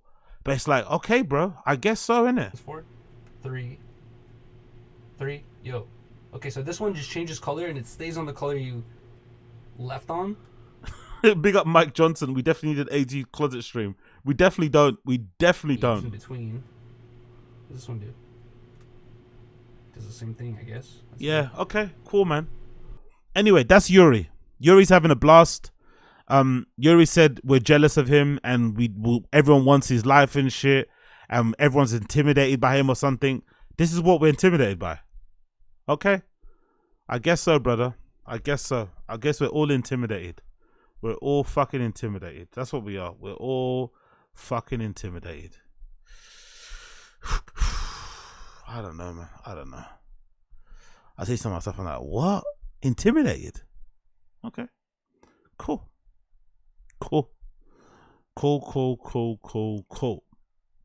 So, continuing on from that, we've got this clip I want to play. Big up the History Hyenas podcast, people. Reddit. History Hyenas podcast, Reddit. I would like to see History Hyenas come back. Now that I saw Chris Stefano on The Fire and the Kid, I thought his appearance on there was absolutely hilarious, by the way. Big up Chris Stefano. I'm reminded how funny he can be. He's a little bit annoying, a little bit anxious, and a little bit, he could be a lot to deal with. As Rogan found out in the latest episode of JRE, he was kind of, I think he kind of exhausted Rogan. Overall, I think he's really funny. So I would like to see him and Yanis Papas back together, because I think, unfortunately, as most podcasts are, when they split, both people suffer. And I think Yanis Papas' show is good, but it's not as great as History Hyenas. And I think Chris Stefano's podcast is also good, but it's not good as History Hyenas. So these guys are better together. So hopefully they get back together sometime soon, because I really enjoyed History Hyenas. Let's hear Chris Stefano talk about potentially linking back up with fucking Yanis. That's from a Bay Ridge Boys episode, web series I did with Giannis when we did some Bay Ridge Boys episode where we were sleeping head to toe. You look like the kid in Ellis Island who's waiting on his papers. Yeah. You're on the bunk bed. I was a fat fuck too. I know. You look like you're wearing those old bathing suits from the 20s. Giannis was Oh! He wasn't fat there, Giannis. No. Is this a lemon party? Yeah. We got to have you guys make up, man. I know. Have you? How often do you? He doesn't care anymore. I've talked to him about it. I haven't spoken to him in a few months, but I'm down to talk to him. Jesus Christ, ain't that sad? And I don't blame Yanis Papas for not talking to him. I won't speak to him either. This guy quit History Hyenas because of some shitty show that he was doing, where they were converting barns into like bars. It was bad. Maybe the money was just too good to turn down. But God almighty, man, just keep doing History Hyenas. Why did you quit that show? And allegedly, I think somebody told me, maybe it was Coyle, I don't know who told me. Allegedly, they were making tons of cash as well on fucking Patreon. Like, they were making a really good amount per month on Patreon. So I was thinking they could have easily been as big as what Mike and Shane's Secret Podcast is now, because they're just pure funnies. Rarely spoke about politics, just making each other laugh. And it was done through the context or the lens of history. So somewhat educational with mad LOLs. So it's really fucking annoying, man. Really annoying that they stop History Hyenas for that shitty bar show. It's like, come on, bro. Like, sometimes all money isn't good money. Come on in, Jan. Get him in. That'd be a good guess. Give him a beefy. It's been 5 years, Yeah, right? who cares at this point? I want to bring it back. Start talking about history and yelling about the Chinese again. Hell yeah. Squeak of the week. Yeah, that was great. That was a great show. Squeak of the week. We had like our whole language on history. I know. People still. I mean, it's almost like daily. People will at least comment on YouTube and yell something about History Hyenas. It was funny, man. It was fun. Do it again. Well, I would. Okay. I would do it again. It's fun. First. Why did it stop in the first place? Oh boy. Here we go. It's that stuff. I think if hopefully we do it again, it would be fun for me and Giannis to go out and like the first episode we do is the history of History Hyenas type thing, and then talk. You know what I mean? I like that. And then do that and get it all out like in a fun way of like what happened, my side, his side, and then kind of and then patch it up and then yell about. You could do it like debate style too. Like we could moderate it. Yeah, yeah. I could come out and bring character witnesses. He could come out and bring character witnesses. This fucking guy will come out for the both of us. It's fucking two-timing pig. Oh yeah. Yeah, I hope they do get back together, man. I hope they recover and get back together, because the podcast scene at the moment, there's a bit of a dearth in terms of funny shows. I started to watch Adam Friedland show. That's quite funny. I like that, actually. I'm not going to lie. Especially now they split it. Now they get, what's his name? That guy with the beard. He does most of the comedy interviews, and the other one does all the other interviews and shit. I like how they split it a little bit, so that's quite good. Mike and Shane's My Secret Podcast is good. I quite like Tuesdays with Stories. I'm not going to lie. I quite like Tuesdays with Stories. I really enjoy Tuesdays with Stories. I really do enjoy Tuesdays with Stories. So I recommend you check that out. But there's not a lot of really good, funny podcasts. Someone said Lemon Party's good with the guy that used to produce for Tim Dillon. Is it Lemon Party? I think it's Lemon Party. I think maybe it was Uche. Somebody said Lemon Party is quite funny, but I never really got into that. But people like Lemon Party. But there's not a lot of really good, fun ones to check out. They're all kind of like, you know what I mean? Okay, people saying Lemon. Okay, big up. Nick Mullen, that's the one. Thank you, David Guerrero and Coiler. Nick Mullen, yeah. Big up Trevor. Trevor says Lemon Party and Hate Watch is good. The Regs is good. Yeah, I like the Regs. The Regs is really good as well. The Regs is really good. Okay, cool. I'll check out Hate Watch. I've never heard of Hate Watch. I never would have hate watch, but yeah, I need some funny, some funniness. I can't just be watching fucking the T-Fat K on here with you guys and hating everything. I need to laugh as well. I'm not gonna lie, I've actually been enjoying the new, this new revamped fucking Joey Diaz and fucking Lee Sayat show as well. What do you call it? What's it called? The Hangout, the Cut, whatever the fucking thing is called. That's actually not too bad. I'm not too mad about that. People like Stavros' podcast as well, by the way. I've heard good things about Stavros' pod. Everybody in the comments always saying to check out Stavi's pod. So yeah, the check-in, that's it. The check-in. The check-in's actually been quite decent. I'm not mad at it. And Stavros' pod. But yeah, any other recommendations, let me know. Any other recommendations, please let me know. Family Tree, please let me know. That will be greatly appreciated. Continuing on from that one.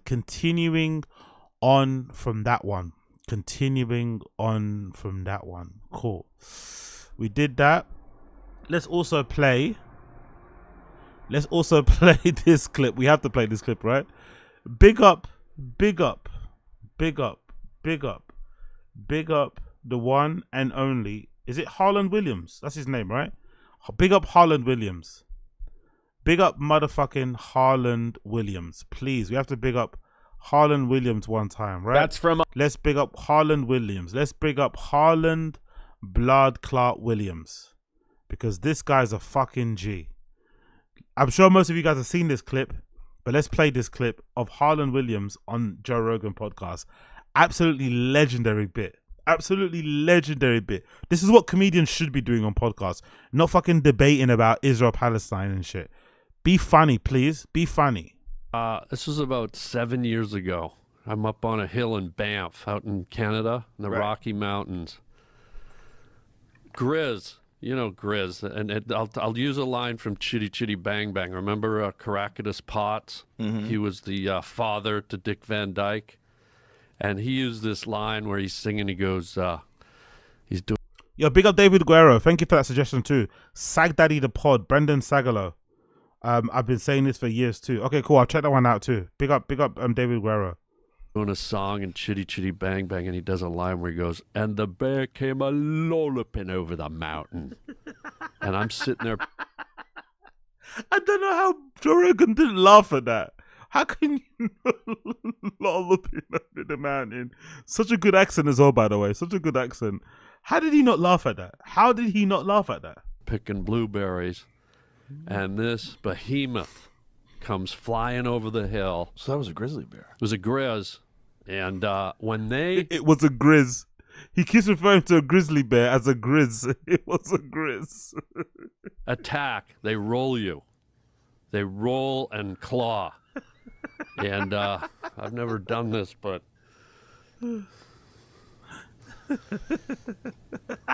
You're such a dork. Hey, fucking... What do you mean? Jamie in the background laughing, honestly. Well... Is that a real fucking tattoo? Come on, Joe. Is it a real fuck? Come on, Joe.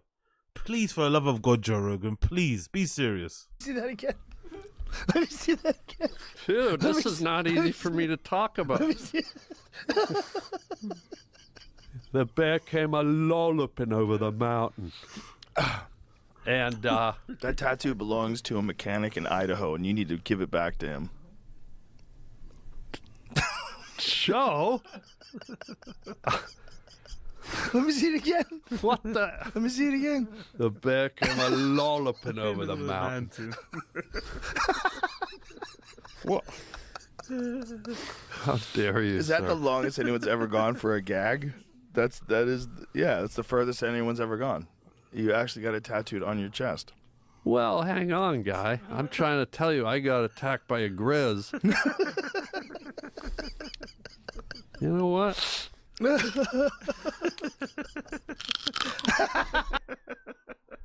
Finally he laughed. Finally he got the bit. Finally.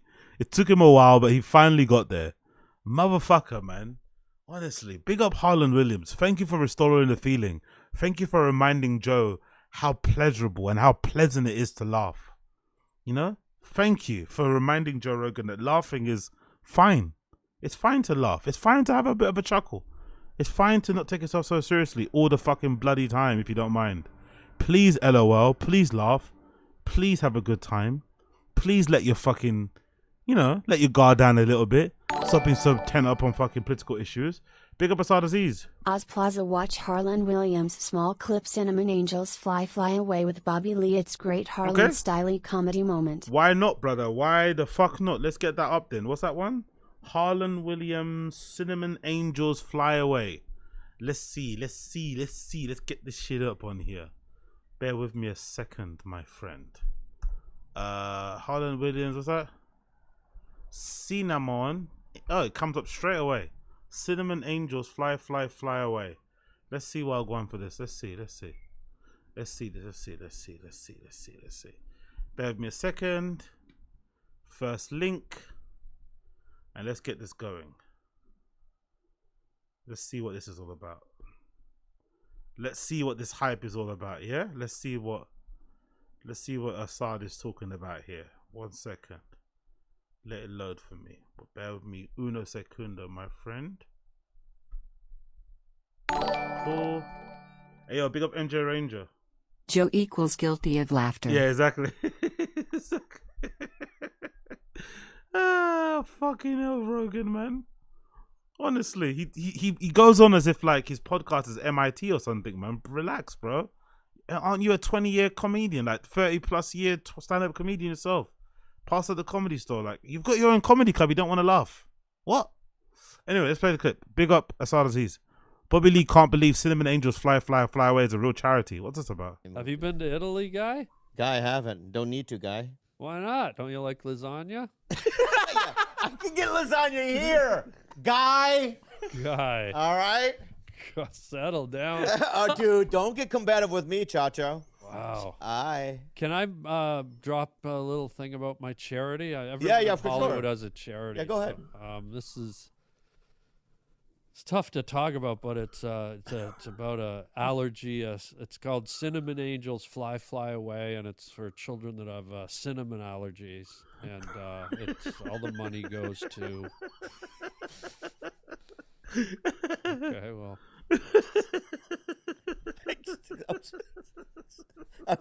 I don't know if that's a real thing, and it made me laugh because what?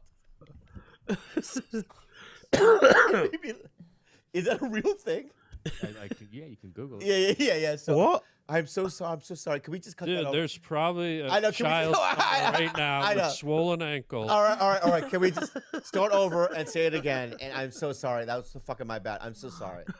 No worries. No, Go ahead. Thank you. So Cinnamon Angels Fly Away, and it's for children with cinnamon allergies. And we take the money, and if you want to just send it to, I have a P.O. box. And if you can just send certified checks to my P.O. box, we'll give the address later. And the money all goes to these kids. They get cinnamon and their ankles. What the fuck, bro? These children are suffering. Their ankles pop out. It's the ankles. Is that a real thing? It is the ankle. Is it a real Are fucking you thing? allergic to anything? No. Okay, then you shouldn't laugh. But there's so many other. Can I just ask a couple of questions? There's just so many other charities that seem like that should be on the forefront, like cancer and other things. You know what I mean? Yeah, but that's what. I'm sorry, dude. Fuck. Wow. No, my bad, dude. My bad. So Look at Kalila trying to be serious. Kalila is such a fucking Kalila is such a sensitive ninny. She's trying not to laugh because she thinks it's serious as well. Kalila is trying not to laugh because she actually thinks it's a serious charity. Oh my god, this is brilliant. So just say the P.O. box thing again. So it's Cinnamon Angels Fly Away. P.O. It's a ridiculous name.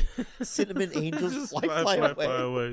I'll tell you how this started. I'll tell you how tell me how that. Yeah, tell me how. Why the fly away? Tell me how that. I'm getting a little mad here, but I was at LAX at the airport, and they have a Cinnabon the Cinnabon thing, and his mother was walking along with her child, and you know how you can smell those Cinnabons in the airport, and this kid collapsed on the ground right in front of Cinnabon and was convulsing and fucking having a seizure.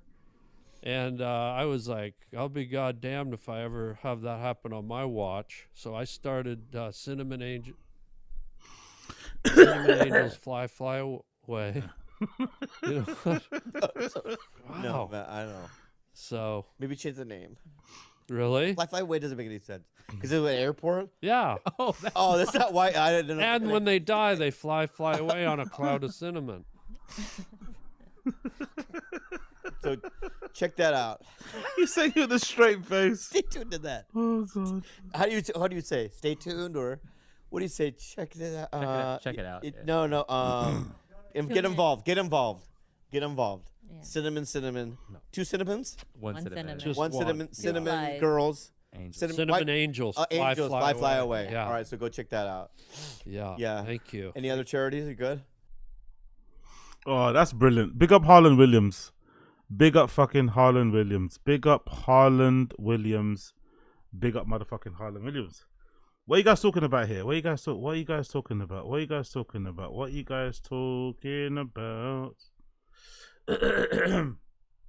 Oh god, my fucking throat is fucking killing me.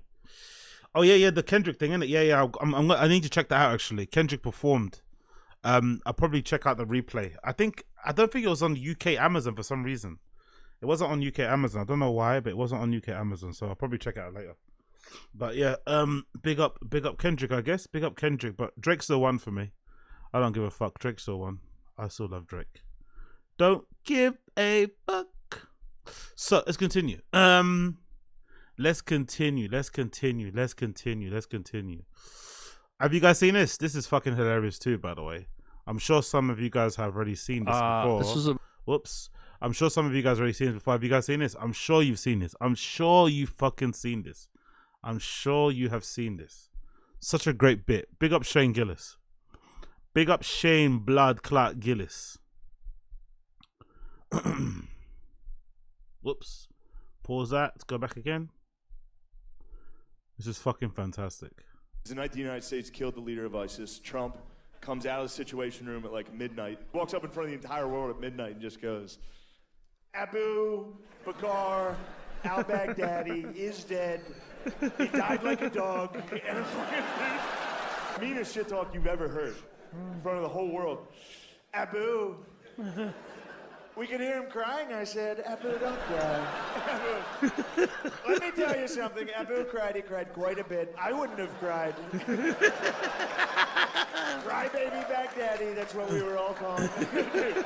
So they killed him with dogs and a robot. And then made fun of him for crying. It's like, dude, let that guy cry. That's the scariest death I've ever heard of. That dude was laying in his bed in the middle of the night. His wall exploded. Fucking 10 dogs and a robot broke into his... Dude, 10 dogs wearing helmets and goggles broke into his house. The Paw Patrol, the actual Paw Patrol. That's such a good Trump impression, isn't it? Sorry, impression. That's such a good Trump impression, isn't it? That's such a good Trump impression.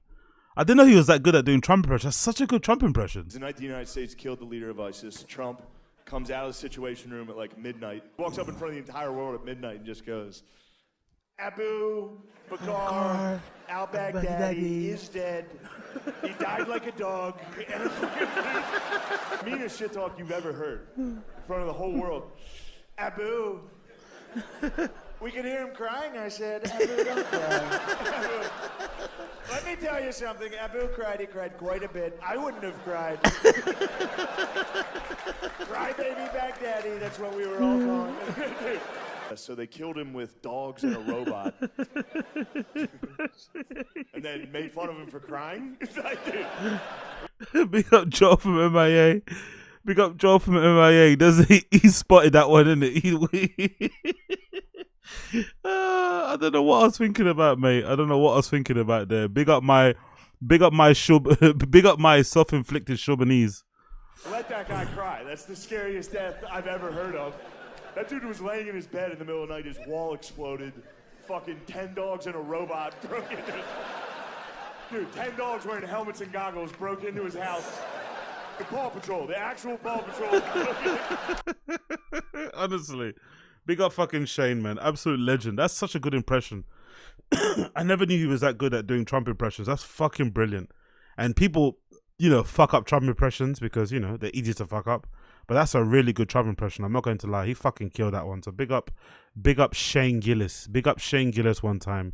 Big up Shane Gillis one fucking time. Let's play another clip. Let's play another clip. Let's play another clip. Let's play another clip. Bear with me here. Let's play another clip. Let's play another clip. This one was surprisingly funny. And I don't normally find these guys that do these skits funny. But this is proof that anyone can be funny on their day. You have to just give them a chance. This was fucking hilarious. Hopefully you guys like this too. What kind of car you want to drive? Bugatti. And what you want to do in life? I want to smoke cigars on a yacht with 100 women that can't look me in the eye. And I got just the guy that'll help us do.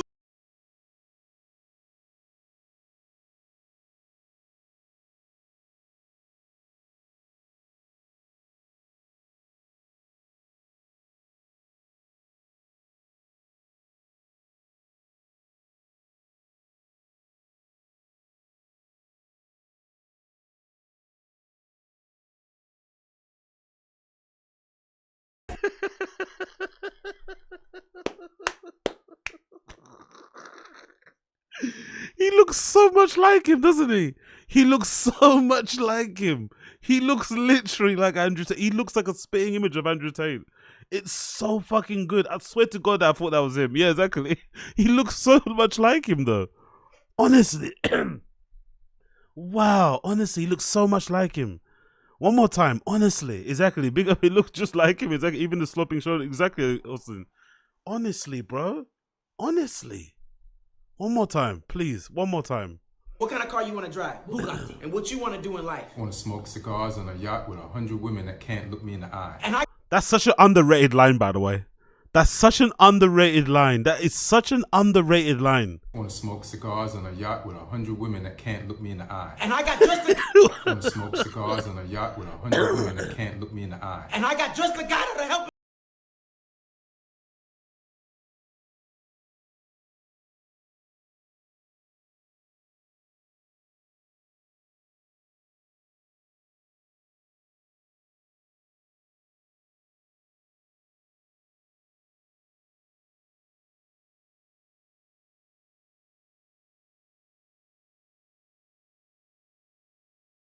Hips, look how loose his hips are.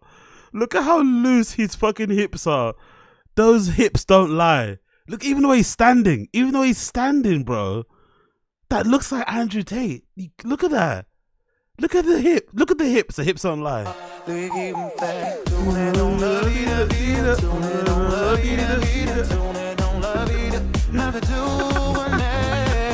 Stop that. I wish you didn't do that. I said stop! You ain't Andrew Tate. You Andrew Faith. The hell off my face. Oh, that's so brilliant, man. Honestly, it's so brilliant. So fucking good. Oh my God. What an amazing little skit. Big up the guy, man. Big up him. I think he's, what's his name? King Backin or something, right? King Back. He's like an OG comedy guy. I think he got his start on Vine and shit. He's been around for a while. Normally I don't find his stuff funny, but that was fucking hilarious, man. That was fucking hilarious. So big up him. Big up him. And then we got one more to play here. Legendary clip that features the one and only Joey Diaz, my favorite. I fucking love this guy. I know he's a bit toxic. I know I played the clip earlier. He threatened fucking death on Red Bar, but he is a bit of a legend. Let's not lie. He's a fucking legend. And this is one of the legendary clip from an old episode of GRE. Back in the day when Rogan was really funny and he had great guests on. This is also Joey much younger and much bigger. But listen to this legendary rant from Joey Diaz. Or ranch. Have you ever heard him talk about ranch? Oh, I fucking hate ranch. I don't know how the fuck people can eat that shit. I don't know how people can eat ranch. Like when I go to a place and I say, you have wings. And they say it comes with ranch. I get up and leave, even if I don't get the wings. Because if you're going to serve wings with ranch, I don't want to do business with you. I don't want to do business with you. I'm very easy. I'm very fucking easy. So if you fuck up pork fried rice, what do we got to talk about? Wings must be done with blue cheese. Blue cheese, yeah, like the way they invented in Buffalo, New York. If you're gonna do something original, do it original. You're gonna show up with that ranch that smells like somebody's ass. You ever smell They're saying fucking that ranch? ranch is starting to replace ketchup. Yeah, that's in a lot good. of If you're a ways. fucking hillbilly and you want to taste the ass in your mouth all fucking day. I hate that fucking ranch shit. Don't put it close to me. Don't put it around me. It's either blue cheese with wings or go fuck your mother. That's the next shirt, all right, please. Hey, yo, big up John Smith. Big up John Smith. That's an amazing callback for the video I played earlier of the fake Andrew Tate, the zesty Tate. This is AZ's Carl Dunnigan moment. That is such a good callback. Do you remember when Rogan was obsessed with Carl Dunnigan and he just kept shoving that guy in our face, trying to convince us he's the funniest guy in the world because he did face swap things during.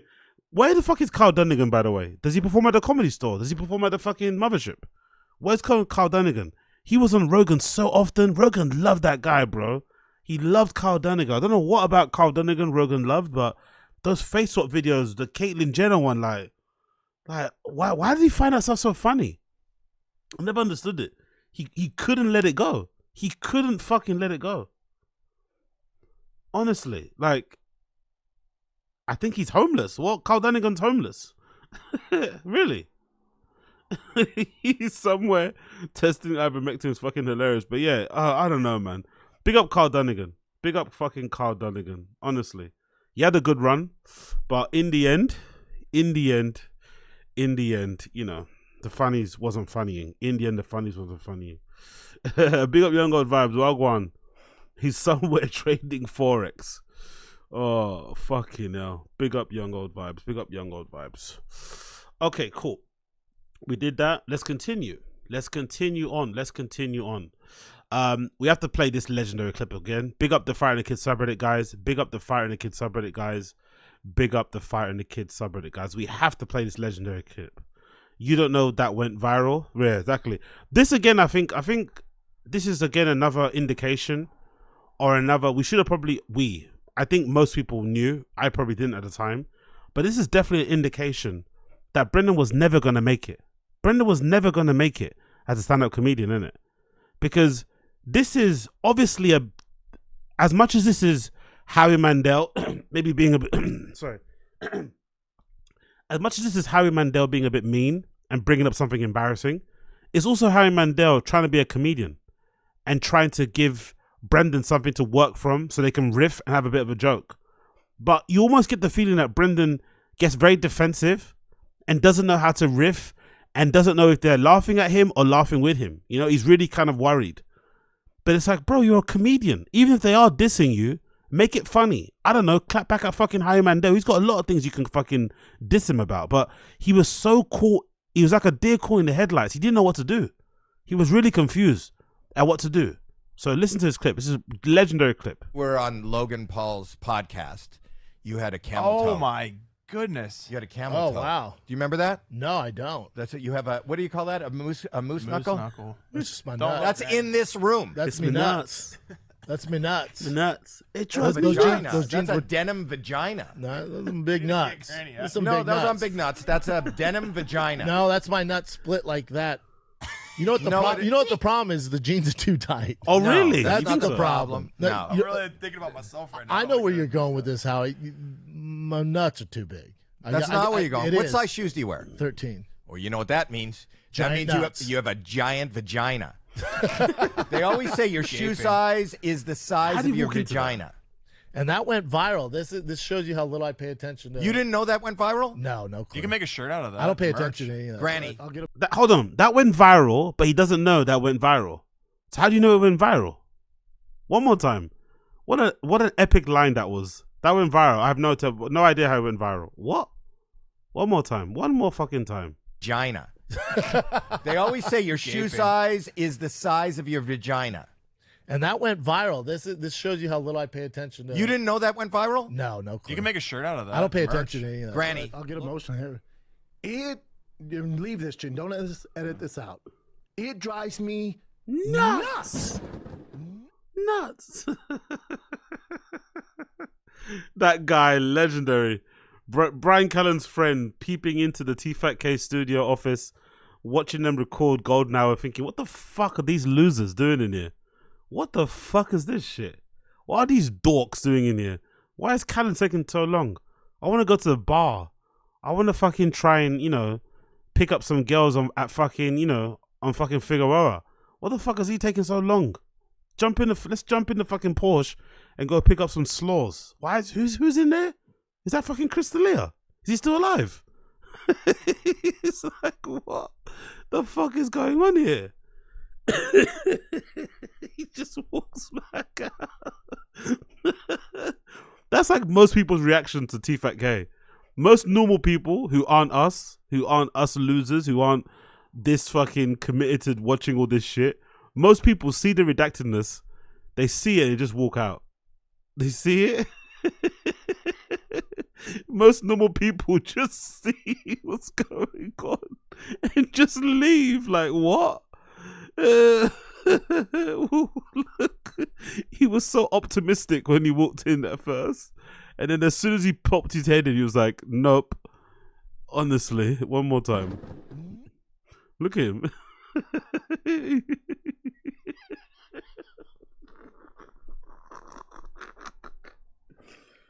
Oh, legendary moment. Legendary fucking moment. Big up the Frying the Kiss subreddit guys for uploading that clip. Absolute legends. Absolute fucking legends. I love them all. Love them all. Cool. Moving on from that one. Have you guys seen this, by the way? This is pretty wild, right? So this is an interesting update. Brendan has changed the name of Toontown. Do you guys know about that? Toontown name has now been changed. It's no longer fucking Toontown. Toontown is no more. Toontown is gone. Toontown is finished. There is no more Toontown. It has now been changed to whatever this fucking nonsense is. Let me get it up for you so you can see here. This is fucking wild. I'm assuming Disney sent him a cease and desist. Or the really sad thing is that most likely somebody from the T-Fat-K subreddit maybe passed it on to Disney Legal and got it taken away. But allegedly, the whole logo for Toontown has been changed completely. So at first it was this, as it goes on screen. So the name of Toontown has now been changed to Drive Fast All Gas. No, sorry. That's the original name. So is that the original name? Drive Fast All Gas, as you can see there. And it's a copy of another logo, clearly, of another garage brand, I guess car brand, called Deus Ex Machina. And that's a logo, which is the same logo he's copied, right? The pistons with the thunderbolt in it, which is not really the most, it's not the most original design anyway. I'm sure a lot of car garage companies have that kind of logo, but still, it's such a fucking copy. Millie Studio has a piston logo icon. Stoked CT has a muscle car piston, a lightning bolt logo. Dirt Slayer's Garage, Deus Ex Machina, and of course Brendan Schaub's Drive Fast All Gas. So I'm wondering, do you guys remember that hat he used to wear? That was like, go fast, don't die. I wonder, it doesn't make any sense really. This doesn't make any sense, but I wonder if that company that makes that brand, Drive Fast, whatever, I wonder if they told him not to wear his hats. Is that possible? Could the brand tell you not to wear their stuff? Because he stopped wearing those hats. Then he had a hat with like a blank space, and people were thinking, oh, he's trying to sell the hat as like advertising space to other companies. So I wonder if that company told him, hey, stop wearing our hats, please. You're making us look crap. Then he basically tried to take the logo and the name to do his own thing. I wonder if something happened with that. Yeah, Austin Casey. BBB Beast of a Marketer. Exactly. Beast of a Marketer. Honestly, bro, Toontown to this is so funny. Toontown to this is so fucking hilarious. Can I be controversial? I think Toontown's a better name than this. Los Angeles Motor Co. Drive Fast All Gas. I think Toontown, as dumb as that name was, is better than this. DFAS. Hold on. Is this an acronym for the fags? DFAS. DFAG. Los Angeles Motor Co. The fags. Is that what it's an acronym for?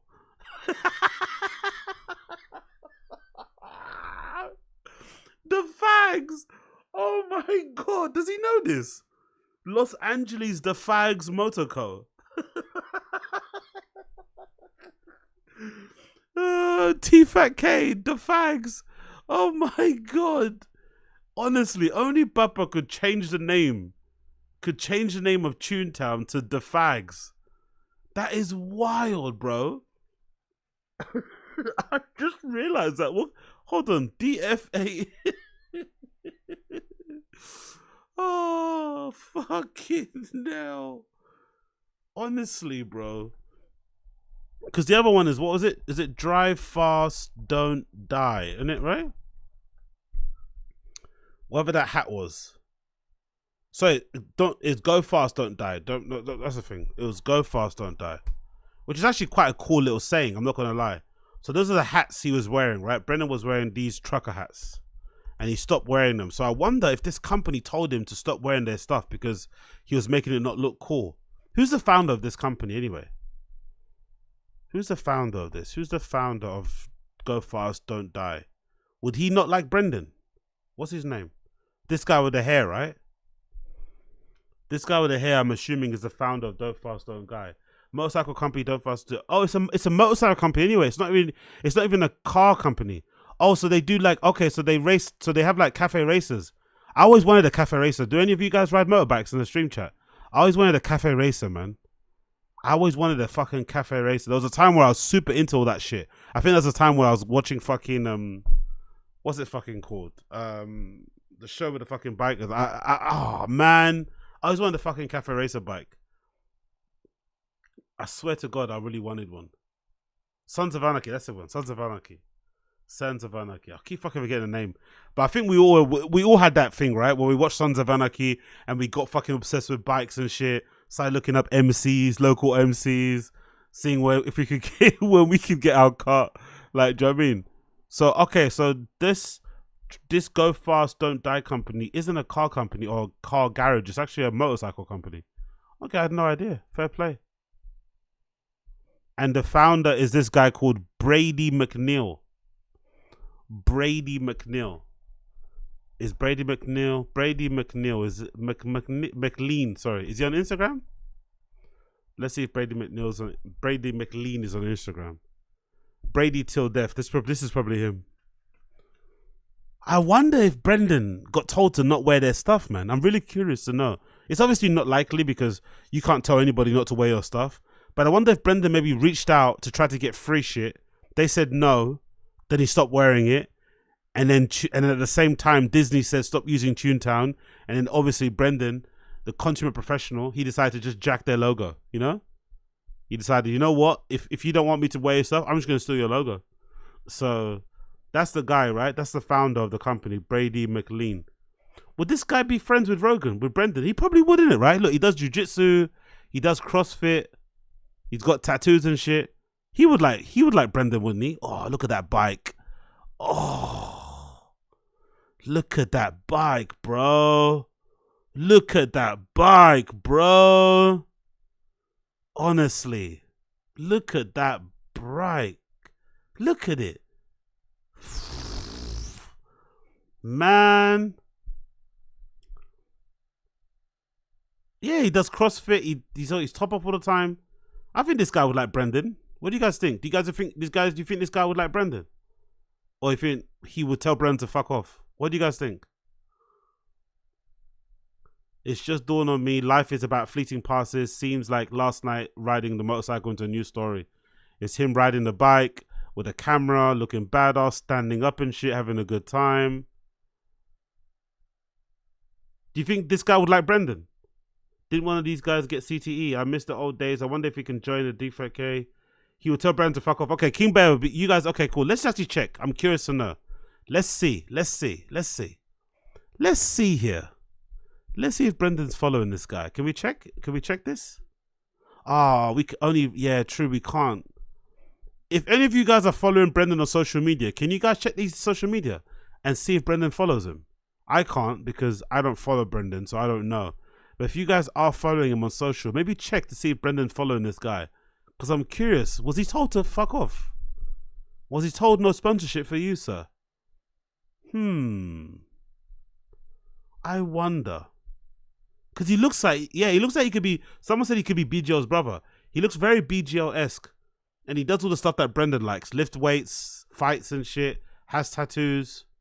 Seems like a cool guy, right? Brendan would like to be friends with him, I'm assuming. Let's hear what he sounds like. What would you do if you knew you would fail? If you knew it was going to fail, what would you do? What would you do anyway? Man, that's a great question to ask.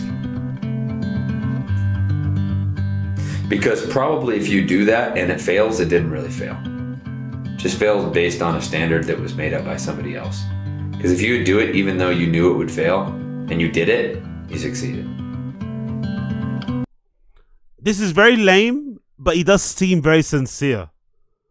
It's very lame, it's very corny, but he does seem very sincere. He believes what he's saying, actually, which is kind of sad in itself. But maybe he wouldn't be friends with Brendan. Maybe not. Maybe not. Maybe not. Maybe not. Maybe he's a little bit, you know, a little bit too much of a truth warrior and feelings guy. But I don't know. I wonder if this guy told Brendan to stop wearing his hats, which is why Brendan made this fucking shitty brand. Either way, I'm curious to know what the change is going to look like. Are we going to see a different show? Will he have more mods? Will it be less drifting? Will he start flipping his truck? What is going to change? It's fucking hilarious, man. Like, Toontown already is failing, and now he had to change the entire branding behind it. And now it's going to be called Drive Fast or Gas, which is an acronym for the fags. You got to love it, right? You've got to love the acronym for the fags. You've got to love the acronym for the fags. Cool. So we did a little bit of that. We did a little bit of this. Let's continue on. Let's play this particular clip. Bear with me a second while I get it up on here. Let's do this one because I'm curious to know what you guys think about this. Look at how funny T-Fat K used to be. I went back to the archives and I found episode number 500. You wouldn't guess who was on episode number 500. You would never guess. They just celebrated 1,000. You would never guess who was on episode number 500. You would never fucking guess. Yeah, but Dude, this pan-faced gook over here, though. Oh, Jesus Christ, Bobby! Are you auditioning for Saturday Night Live or what's going on here? No. Bobby, that's so. Isn't it funny? 500 episodes later, they now all don't talk to each other, and Bobby Lee would never be seen on T-Fat K again. Isn't that funny? 500 episodes later, everything changed. Brendan doesn't do stand-up anymore. Rings got accused of rape. Like, everything fucking changed.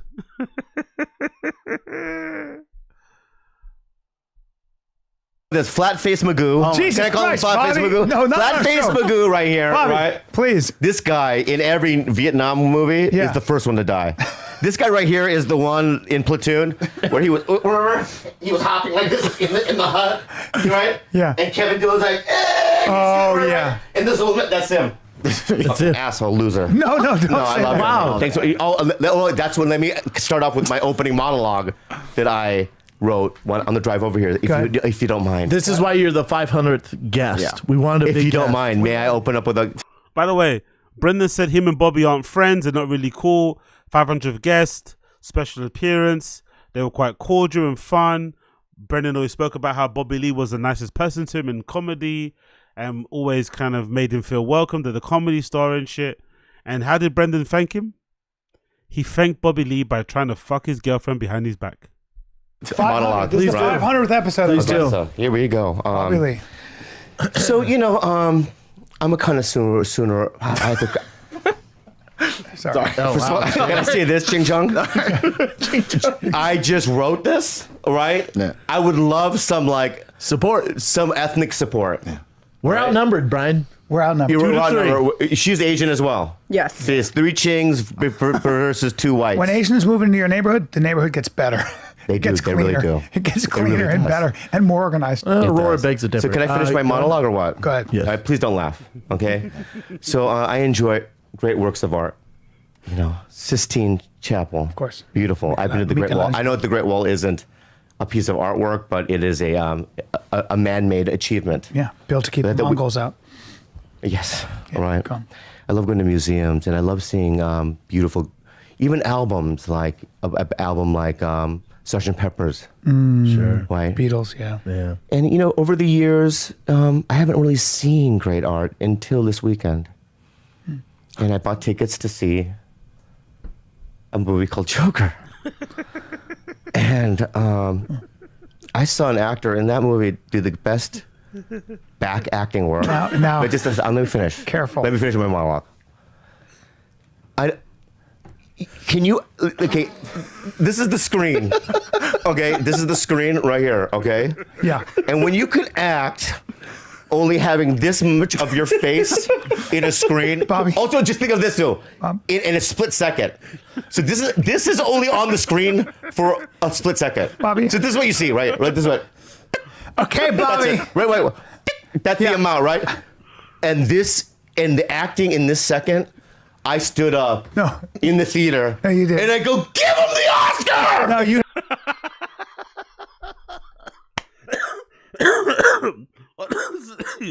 Bobby killed it. Bobby fucking killed it. You know what's really funny about this scene? What's funny about this episode? It reminded me of man, Brian Callen had it good, innit? Look at Brian Callen, by the way. Look at his clean shaven face and look at his hair clearly dyed. But the clean shaven was an indication that he's working because have you noticed a lot of actors for the most part, you know, they have a bit of stubble, but they don't really have a full beard or they're usually clean shaven. Usually when you're doing roles and shit, they usually like you to shave, you know, then they can maybe put some fake beards on you if they want to. But the fact that he was looking so clean shaven and his hair was dyed, it was an indication that he was still in Hollywood, still working. He was currently doing the Goldbergs. His character on the Goldbergs was clean shaven and shit. Damn, man. Now he's got the stubble, he's got the grays, because, you know, no one's calling from Hollywood. There's no production companies trying to get him on shows. No networks trying to put him on. No one's hiring him. So the appearance says it all now. You know, the appearance says it all. Harsh fucking crash down. Harsh crash down. You didn't say that. No, you know what I said? I'll be honest with you. I stood up and I said, loser. I turned at everyone in the theater. I go, I don't know him. Bobby. In fact, I told you this earlier when he was in the bathroom, right? My girlfriend's niece from the Philippines, right, was in the theater. She's kind of retarded. Okay. Oh, yeah, big up King Bayo. Yeah, for sure. Brendan didn't help the situation. They were always going to break up anyway. I don't think him and Kalila were going to last for a long time. No problem with that whatsoever. I don't really know the intricacies of their relationship, but just from looking from the outside in, it wasn't going to be like a marriage thing anytime soon. Bobby's just not that guy. He doesn't seem like that guy. He's like a 50-year-old child. You know what I mean? Like, you'd have to question the person anyway that would want to get, not to be offensive or rude, but you'd have to question the sanity of a woman that would want to get impregnated by Bobby anyway. You know what I mean? He's like, do you really think, not to be rude, but he seems like a fun dude to hang out with, and he's not the kind of guy you want to plan your future with anyway. So it's good they ended on amicable terms, but I think for sure the Brendan thing didn't help. You know what I mean? If they were going through a patchy period, it didn't help. Clearly didn't help. Clearly did not help. But they also didn't communicate well, judging on what they spoke about on the pod. There wasn't really a good communication between the both of them. Expectations were a bit different. She was into some other shit. He was into some other shit. He was going through the stuff that he was going through. Blah, blah, blah. But for sure, Brendan trying to fuck your girl in the midst of what's going on isn't going to help things. For sure isn't going to help things. Okay? Yeah. When we heard your voice on, Kalila goes, hey, to Denise, Bobby, no, that's just friend. You know what I said to Denise? I don't know him. Hey, listen. Out loud, I said, I don't know him. All right, listen. You're being super shitty. This is a big opportunity for you. It's not a big opportunity. It's a big movie, B. It's a big movie. You're both being shitty. Hey, my mom texted me. She goes, I'm going to see the joke. She goes, I'm excited. You know, she loves you. Yeah. I'm excited to see Bri. I'm like, no doubt, Mom. 3 hours later, she goes, oh, I didn't see Brian. I know. Are you even on the call sheet when you're that like? Is there does it go to 1,000 the call sheet and then after 1,000? I got a call. He was out there for a while. I was out there. I got a call and I was out there for 4. That took 4 days, by the way.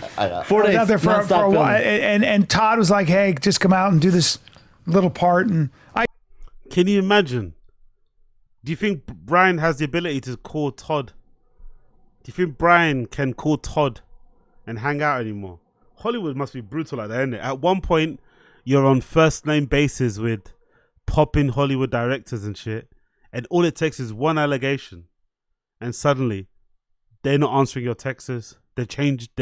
Maybe their numbers have been changed. Maybe you've been blocked. Cruel world. Cruel world. I do anything he tells me because I love him, but you do get to a point in your life where you're like, and I was treated like such an extra. I was walking around. Yeah, I love it. I'm walking around. It's my favorite. And I'm going to. I'm like, where's the food? Or I was like, and I'm used to being an actor and people kissing my ass a little bit. Yeah. And the guy goes he goes, wrong way, you. He went like just like a plane. I was like, I had a wig on, no shirt, tight Capezio pants, and shit shoes, and I'm just like, okay, here I am in New York, in an old textile, a rug making factory. I guess. And on top of that, Joaquin Phoenix wouldn't look in my direction. Not hello, goodbye. Wouldn't look in my direction because he's an actor. Joker. Yeah. And I was just like, I don't like it. Yeah. Jesus, man. Now I bet he wishes he could be within Joaquin Phoenix's presence. Maybe he thought he was deserving of a conversation with Joaquin Phoenix, but he was so locked in, he didn't even pay him any much mind. Now he probably couldn't even be in the same room as him. They'd probably escort Brian Callen out if Joaquin Phoenix came into the room. Fucking hell, man. Life can be so fucking cruel, you know? Bobby Lee, but look at this. Bobby Lee sitting down, smiling, having a good time with these guys. At one point, things are all well and good. And all it took was Brendan being a bit too horny on a timeline, you know, and it all fucking changed. It all flipped on its head. Niggas too horny. Niggas be too horny. Niggas be too fucking horny.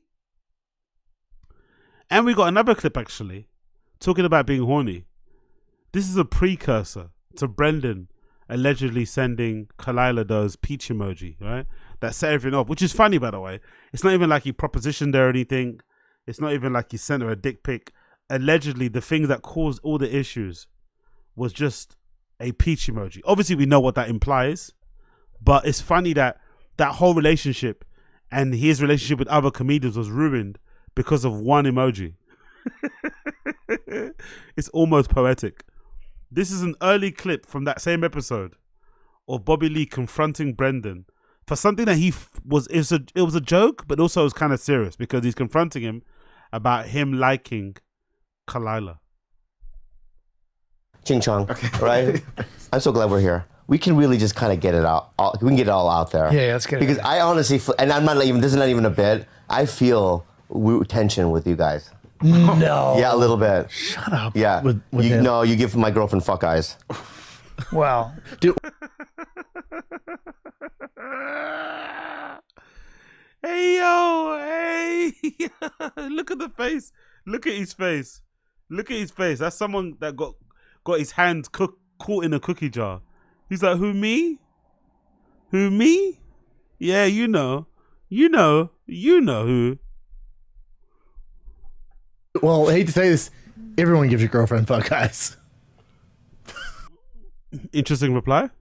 Hey, come on, take it easy. Stop giving him. You're giving him serious eyes now. You're giving him accusation eyes right now. My body just shut down like my whole. Dude, you did a hot chick. I have to do a hard restart. Dude, you Listen, I got to do a. I got to do. Let me do Control a Alt hard. Delete, Bobby. Control Alt Delete. Yeah. bro. I got to do a Can't hard even shop restart around because girls. you Girls almost. like- Also, control and delete isn't a restart. A control and a delete logs you out. It doesn't restart. It logs you out. But hey, let's continue. Died just now. I knew. Yeah. I felt that, and I felt. But here's the thing, though. That's like getting mad that you drive a Ferrari and people look at it. Yeah.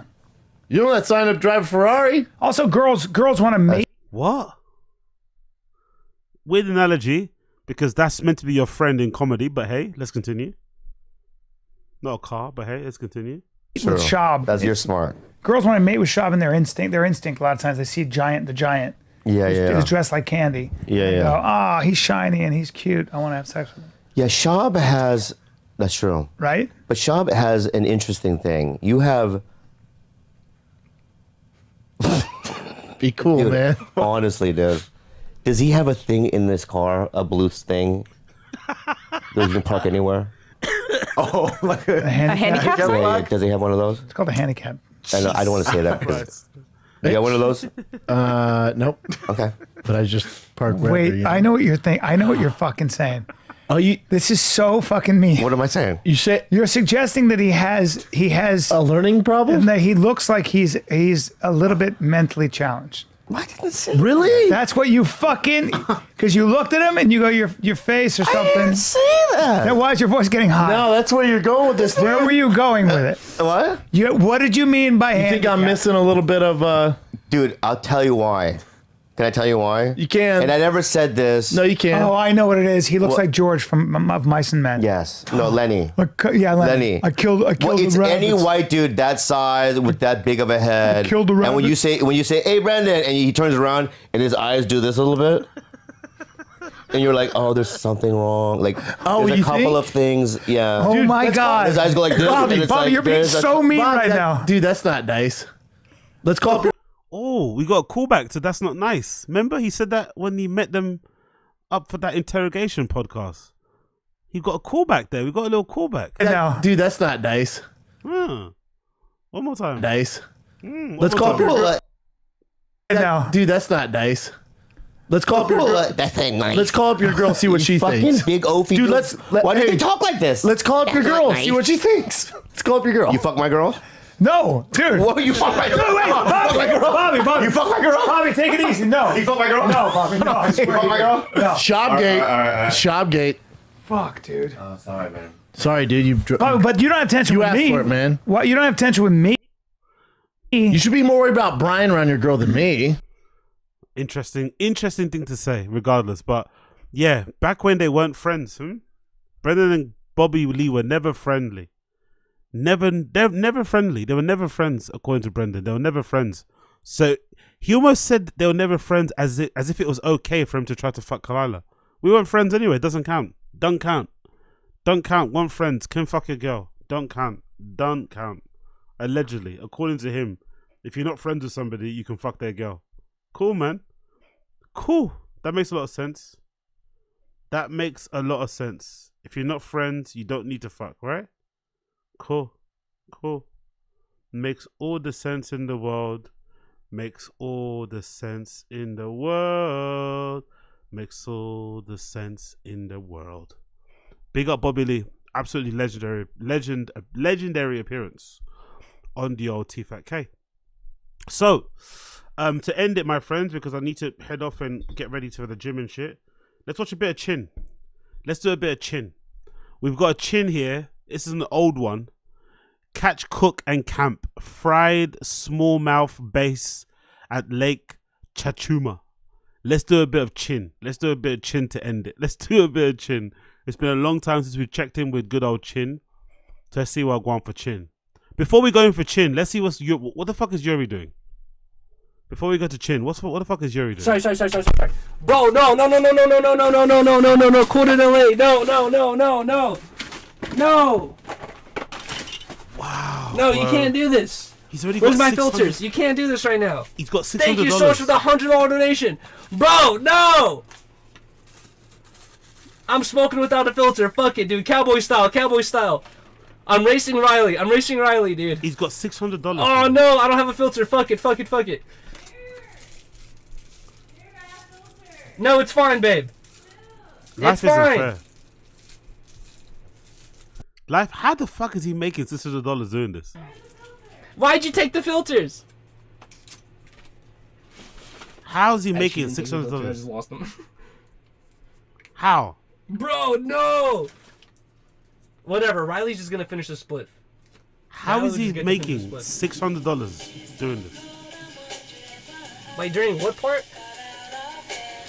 Life isn't fair, is it? Life truly isn't fair. This guy's making $600 sat in the cupboard of his house, taking $25 shots. And I think somebody pointed out on the stream chat, whoever said in the stream chat, big up you. Somebody said, in this list of things that he can do for tips, not one of them is showering. Not one of them is showering. Not one of them is showering. Not one. Yeah, big up NJ Ranger. Yes, exactly, NJ. That's why I'm gonna do like album reviews things and whatever, play-by-plays on there, on Kick. And why I probably will do a lot more on there going forward. So big up and make sure you sign up to my Kick. Kick link is in there below. But yeah, you can get away with playing copyrighted music on there. You can't really do it, but people do it anyway, you know?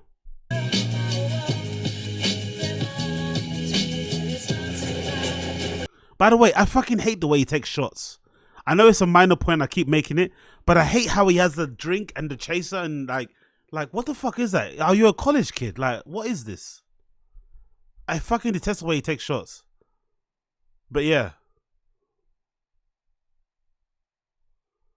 What is this, man?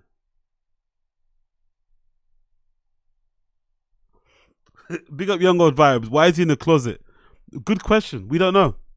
But maybe it's because of the money. I think it's one of those streams that you do just to kind of get engagement and kind of, you know, get people to kind of sub to your channel and shit. So I guess he's, you know, there's a time limit at the top corner. There's goals of how much you can tip to do a certain thing, a challenge. He wants to raise $1,000. I don't know. I don't know why he's in there specifically, but yeah, he's in the closet. Like, thank you so much, man, for the support. Thank you for the $100. Anyway, let's move on. I'm perplexed. I'm baffled. But at least he's doing things that he loves. At least he's doing something that he loves. Cool, let's get into Chin. Chin time. Let's see what Chin's saying. This is an old vlog. Back when he had a girlfriend, by the way. Morning's here. They have you the lake? This is from your window. Oh, now?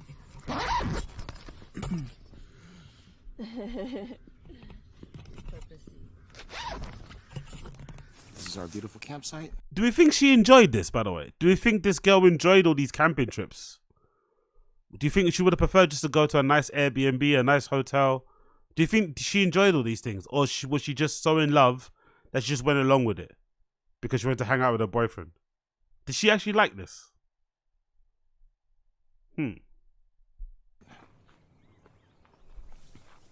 Beautiful girl. Beautiful tent. Beautiful view. And we have no neighbors on this side. This is all our spot right here. And then there's our first neighbor. And this is coffee and tea boiling up. And this is a solar panel from Jackery. I got the Jackery 300 this time. What's that? Jackery. How much is that? I want to know. How much is that Jackery solar panel? How much does that cost you? $200. The solar panel with the...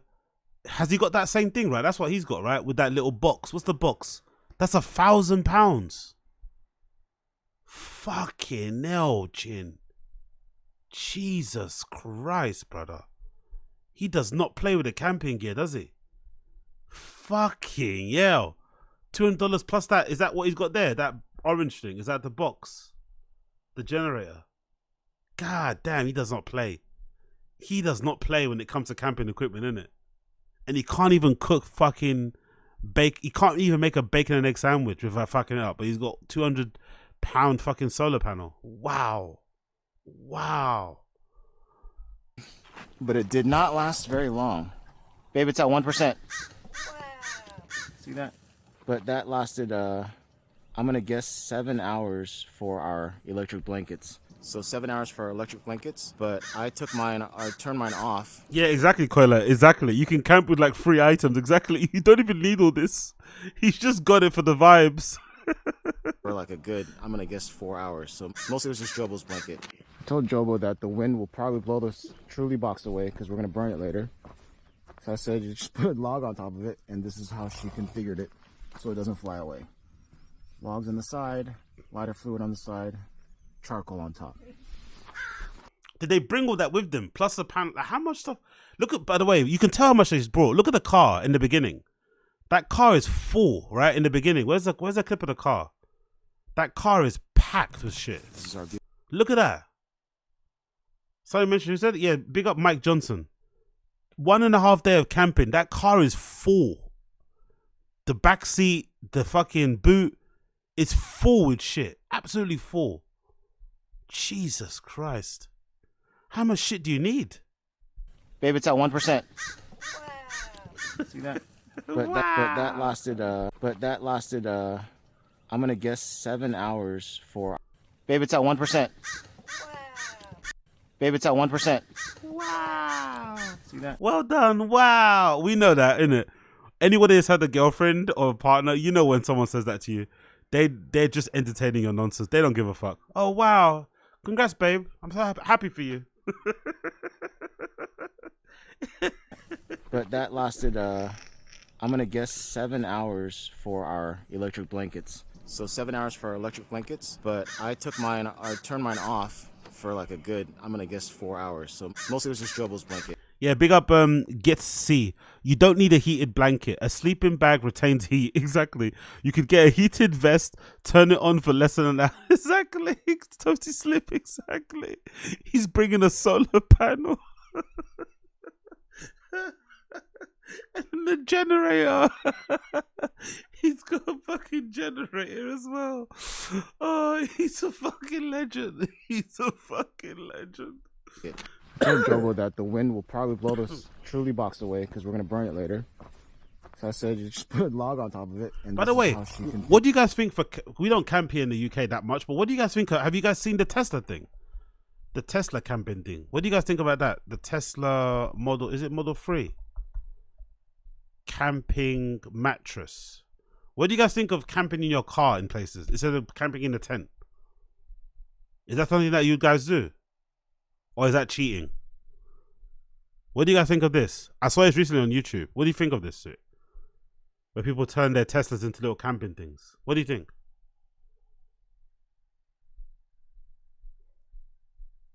Is this good or is this bad? Have a mattress in the back of your Tesla. Or your car anyway. Put the seats down. A nice air mattress.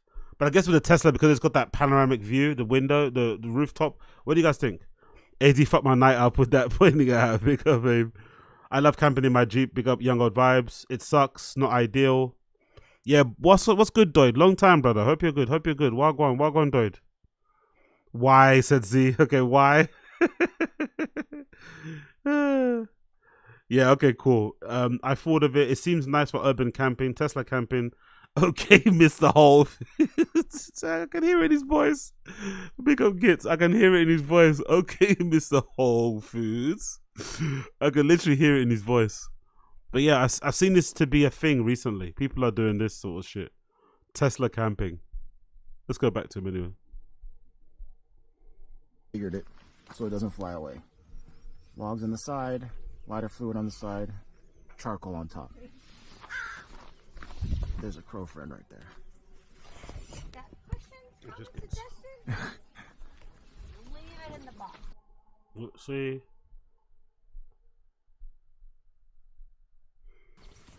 The box. We got a boat, and it's probably bigger than any boat we've ever gotten before. Look at this madness. Look at that view, bro. I'm not gonna lie. Part of the reason why I hate these streams, or part of the reason why I hate these vlogs, is Chin. His inability to be present. Just put your phone in your pocket. You probably can't even get any good cell network anyway out here. Just put your phone in your pocket and just chat. Just hang out with your girl. I don't know, kiss each other the entire time you're on the boat. Just hold hands, hug each other. Like, look at how picturesque and beautiful this lake is. Like, look at that as they go into it. Look at the shot. Look at the opening shot. Look at this opening shot. Look at this. We got a boat. Imagine you're just standing there with your phone recording the entire time. Put your phone away. Leave your phone in the car charging or something. I don't know. Or just leave it at home. Fuck it. And just look at that. Wow. That is so beautiful. And it's probably bigger than any boat we've ever gotten before. Look at this madness. We thought it was going to be one of those smaller 10-person boats that only fit like 3 people or 4 people, but this actually fits 10 people. Like, we don't need to know. We don't care. Like, just save this for yourself. Save this for your couple moment. Have a little nice, like, why do we need this information? Why do we need to see all this shit? Savor the moment, man. Look, that's so fucking cool. On our way to the island. And of course she's driving and he's just fucking vlogging. Of course, the whole time she's driving and steering and trying to work out where they should be going, and he's vlogging, of course. Trolling. 2 miles per hour. 1.5, 2 miles per hour. Heading towards the island, which is about another hour away with the speed that we're going.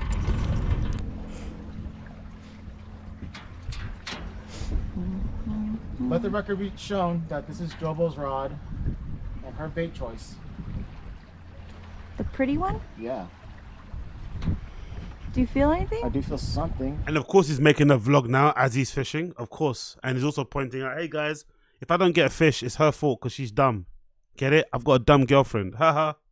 But it's just not that heavy. Is it a baby?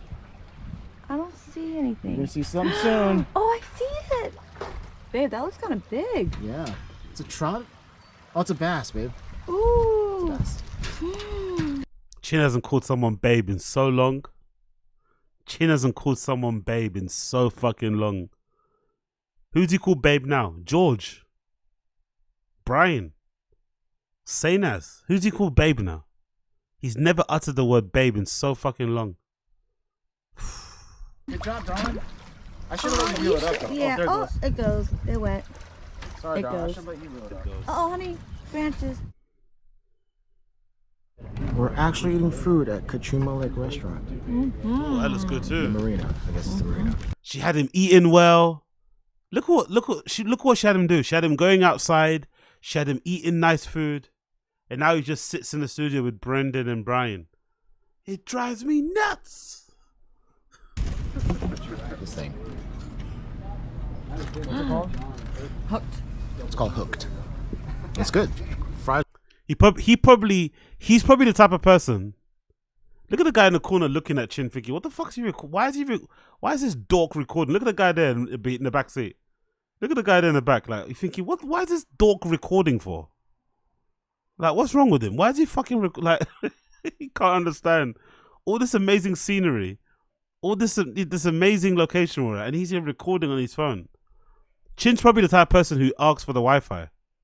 Chin definitely went to this little cafe, right, next to the lake that serves great burgers and cocktails and shit, and asked them if they have a Wi-Fi. Hey, do you guys have Wi-Fi, please? Do you guys have Wi-Fi? I must share these with my followers. Are super crispy. Haven't dived into the tri-tip sandwich or the cheeseburger, but we're going to. It's just literally the tri-tip and the bread. Really? Yeah, buttered Normally? bread. No, tri-tip you eat on your own too, with barbecue sauce. Have a slow cooked for a long time. I was saying a tri-tip sandwich. What normally comes with it? Anything? Maybe lettuce, something. I don't know. So we just tried this, and it is freaking delicious. And very, very tasty. When he's up close like this, you can kind of tell he boozes a lot, innit? He's very puffy in the face, isn't it? You can kind of tell. He's a skinny dude. He's slim, but you can tell he's a bit of an alky, innit? When you look close, when the camera's that close, you can tell he's got that Bert Kreischer look about him. He's a bit puffy in the face, isn't it? You know? Looks like he's got cotton buds stuck in his cheeks or something. This is definitely that booze, isn't it? This is that soju. He definitely is a fan of soju, you know? Doesn't like carbs, but doesn't mind the booze. Big up the old guy in the background as well, by the way. Tucking into that fucking baguette. By the way, have you noticed? Everyone's phones, no one's recording videos. Only fucking Chin. Of course, the Asian dude is fucking recording all the videos. Everyone else is just gobbling their food, and Chin's documenting the entire process. Look at the grill. Like slow cooking. Yeah, and I gutted the bread like a. Big up Doi. Do you know how much he gets paid? The assumption from everybody in the stream chat and myself too, I've come to agree. I honestly think he doesn't get paid enough. He gets paid well, but he doesn't get paid enough for what he does. Because Chin does the job of like 2 or 3 people. He works all around the clock. He doesn't take vacations. From what I've been able to surmise, the entire time he worked at TFAT-K, he's only taken 1 vacation where it required him to leave the country. That was when he went to Korea recently. And he only went for 7 days. They didn't let him go for he went for 5 days, I think. He didn't even go for 7. I think he legit went for 5 days, and he had to take his laptop with him and work there. He went to Korea to visit his family, and he had to work. So he doesn't even have time to, not work. And don't get me wrong, he's also a bit of a workaholic, doesn't have a life, so clearly he doesn't mind doing it. But he probably doesn't get paid enough as he should, and he doesn't have time away. So, I don't know. But he does get paid well, because he's got a nice apartment in LA with 3 balconies, as he also mentioned. His entire crib is full of every fucking microphone you could need, every gizmo. So clearly he's got money to spend, but it's probably still not enough for what he does, personally. I think Brendan has a track record of fucking people over, so it wouldn't surprise me if Chins also gets fucked over. But he's also kind of a passive guy. He's not gonna, he's not gonna want a promotion or demand more money. So he's happy to get what he gets, but it's probably not enough, in my opinion. I don't think so. Normally do take off the carbs, and it's really good. Some of the carbs. Here's a bite.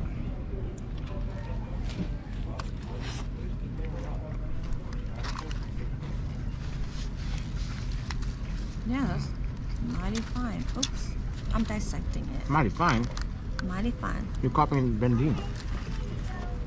Oh, he says that? Mm-hmm. This is catchphrase. These burgers are delicious too.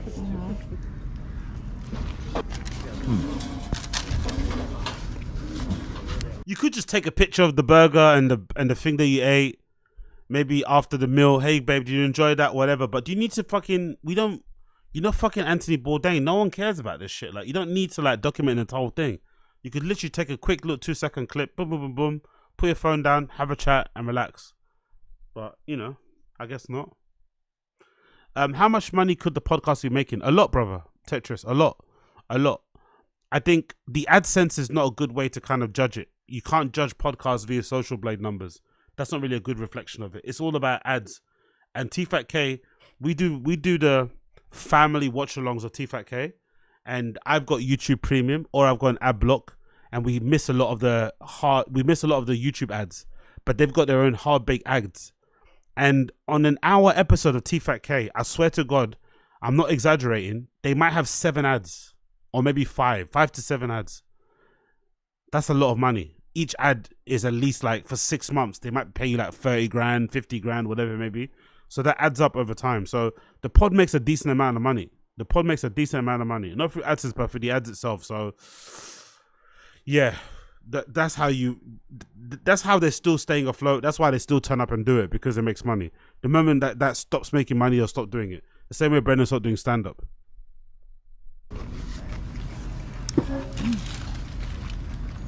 Damn, you know how to cook Should here. I make caramelized onions for the trip?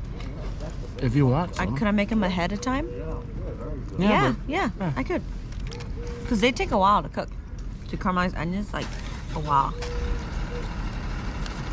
She was out here making caramelized onions for their camping trips. So clearly she enjoyed the camping trips also. So my theory that she didn't enjoy them isn't true. She liked doing the things that he liked to do, and he still found a way to fumble. Fucking no Chin. Yummy.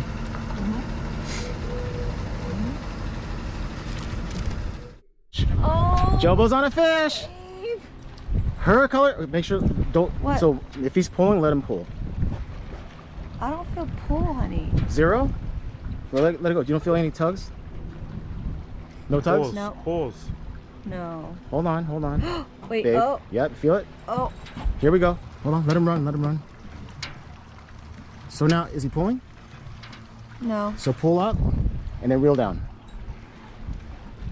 Pull up, reel down. Oh, babe, you got a smallmouth. Oh no, it's hooked on his gill. I know, babe, but he was going after it. So let's now what? let it chill. Hold on. Come on. That's a smallmouth Yeah, bass? and we can. I know it looks like you snagged him, babe, but he went after it. She went after it.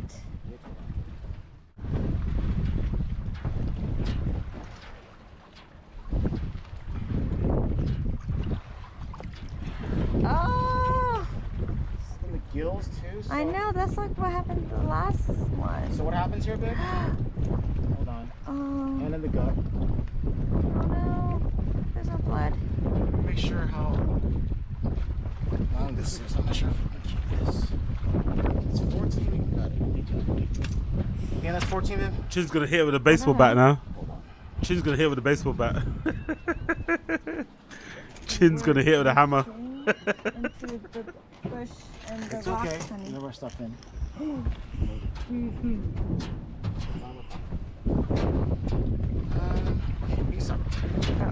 And you know when to hit the reverse too, right?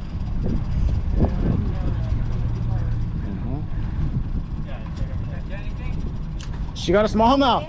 Yeah. Last minute. That's something, right? Yeah, for sure. Where'd you guys end up going? She wanted to cruise along the coast or the banks over there, right across. Oh, yeah? And go towards the area you're talking about. Yeah. She got it. Yeah, good job. I love how Chin's voice changes when he talks to dudes. Have you noticed that? He has a weird voice change. Yeah, she wants to go on that. Like, he tries to sound like.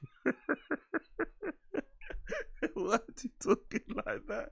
He code switches when the fellas are talking to him. Yeah, I want, you know, he tries to sound like he's one of the lads, isn't it? The code switch is hilarious. Yeah, she want to go around. What? This mule. She's the one that caught. He's from Texas, yeah, exactly. Everyone mistakes him as a Texas boy. I'm from Austin. That's our dinner. She caught 2 fish today. She's the all-star. Of course, she's carrying all the. Look at the Chin, man. Perfect fucking gentleman. She's carrying all the bags, right? Oh, you gotta love Chin. She's carrying all the bags.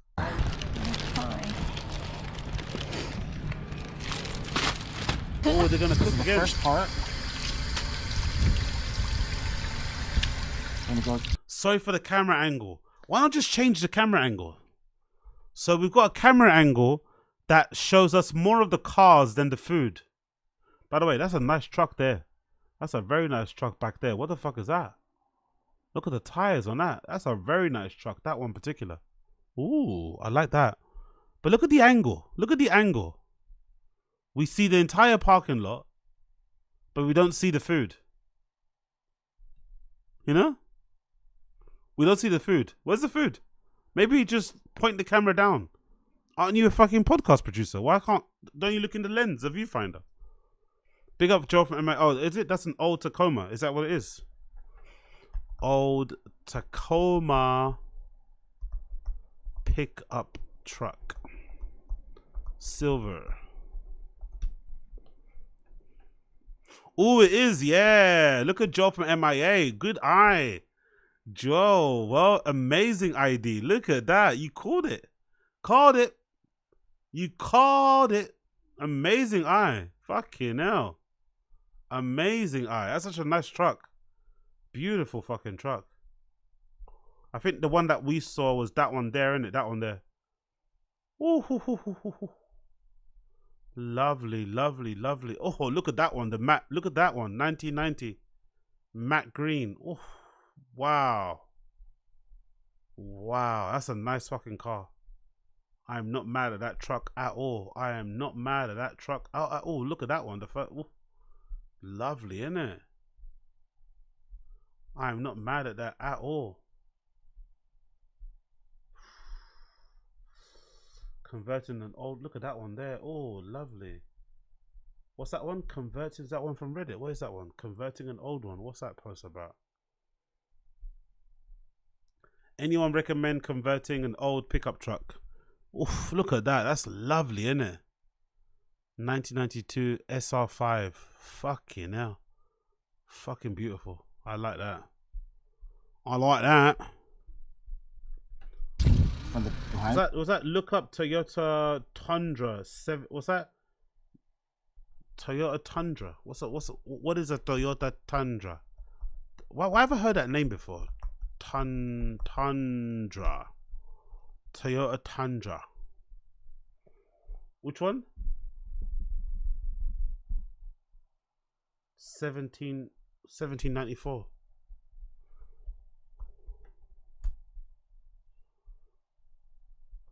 I don't like the grill on that. That's the truck that the guy drives on. What's that TV series?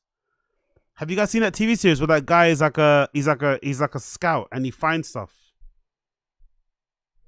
What is it? Do you guys know what I'm talking about? He's like a scout. It's a TV series where like he finds people. He drives this, isn't it? With like a trail. Do you guys know? I don't like the grill. The grill's ugly. I don't like the front grill. The one where like he finds people. Is it called Tracker? No, it's Tracker. That's it. Tracker. Have you guys watched that show Tracker? It's fucking horrible, but it's actually easy to watch TV. It's really cheesy and really lame, but it's actually really easy to watch TV. This show called Tracker. Have you guys seen this? He's like a bounty hunter basically, and he drives a pickup truck. And you know what I mean? Have you seen it? Truck. I'm sure he drives that car. I'm sure it's that one. I remember it from the show. What's his truck? Sorry, truck. Let me see truck. What truck does he have? Yeah, there we go. That's the same one, right? Is that the same one or not? Or am I bugging? What car is this? Is that the same one or not? He drives this in the car. Yeah, exactly. I watch a lot of crap. Yes, Cambridge football. I do. I watch a lot of crap. Oh, that's a GMC Sierra. Okay, cool. Is that GM? Okay, yeah. It says GMC there on the front, doesn't it? Yeah, I don't like this new version of pickup trucks. This with this massive front grille. I quite like that shape. This old shape, sorry. I prefer this older shape where the grille is a bit thinner. Do you get what I mean? New pickup trucks have this really huge front grille bit. I don't like that. I like this kind of like regular car shape where it's a little bit more thinner. I don't like it too big. Yeah, exactly. That show was probably a commercial for that car. Yeah, I know. It's so bad. I'm ashamed that I've revealed too much about myself on this stream. I'm ashamed that you know the kind of stuff that I'm watching on my laptop. But yeah, this show is garbage, but you know, hey, look at the fight scene. Look at one of the fight scenes. Look at that. Look at one of the fight scenes. Huh? Where's the girl? Where's the girl? Look at that with the knife. Where's the girl? Huh? Anyway, fuck off. Let's go back to Chin. Behind the pectoral fin, like that. So we're not gonna gut him. We're just gonna go behind the pectoral fin. Slice like that. My knife should my god, he's ruining the fish. The camera angle is shit, and he's got a blunt knife. It's almost like a spoon. Why don't you just bring a sharp knife? Why not just sharpen it? Why not bring a knife sharpener? Look at that.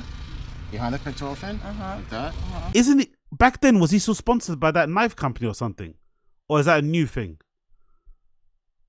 Look at it. Look at that. Look how blunt that knife is. Nothing's happening to that fish. You're just ruining it. So we're not going to gut him. We're just going to go behind the pectoral fin. Slice like that. My knife should be sharper, but it's not. Then I'm going to... 200-pound solar panels, expensive generators, massive tents, a million edge, like all the exactly TV Huck. But you can't afford to bring a sharp knife.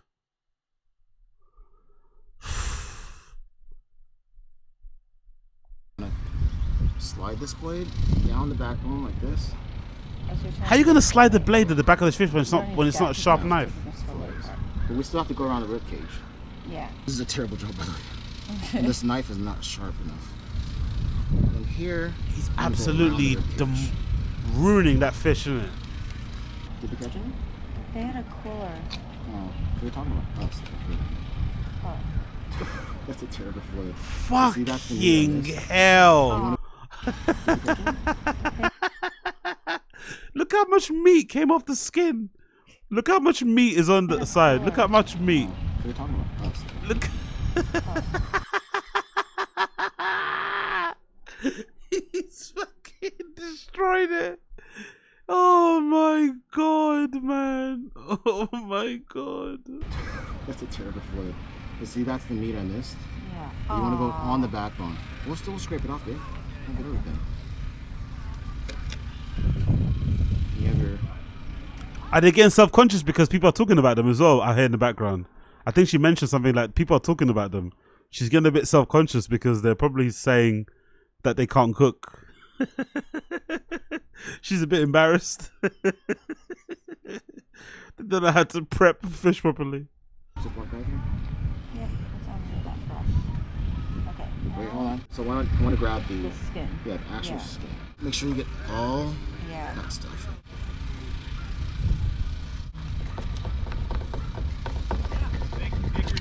Just like that. So not the best fillet, but we have some meat on it. Okay. So that's good. Ooh, what do you That's think not the that best. fish is in there? What do you think those are? I can't tell. But that's... Oh, that looks good. Yeah. Yeah.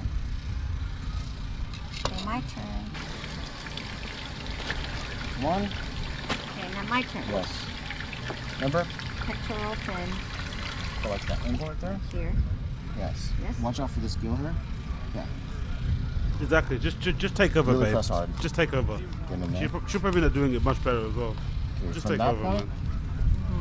Oh. Oh, so you Pop pop the the gut. gut, but don't worry about it. Keep going. Like that, yeah. As close to the base as possible. This is my fault, babe, because the knife is not that sharp. This knife sucks, honey. So right there, go. Young old vibe. Sexy day. She a lucky woman, innit? She's a lucky woman.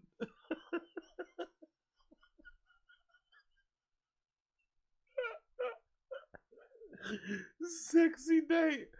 Oh my god, man. What the fuck are they doing? Oh. All the way through. All the way through. There. Go all the way Push, yeah, and then go up. Yeah. There you go. And now start working on the ribcage area. You'll see the ribcage there. Yeah. Start cutting around just This the way. edge of it. No, here.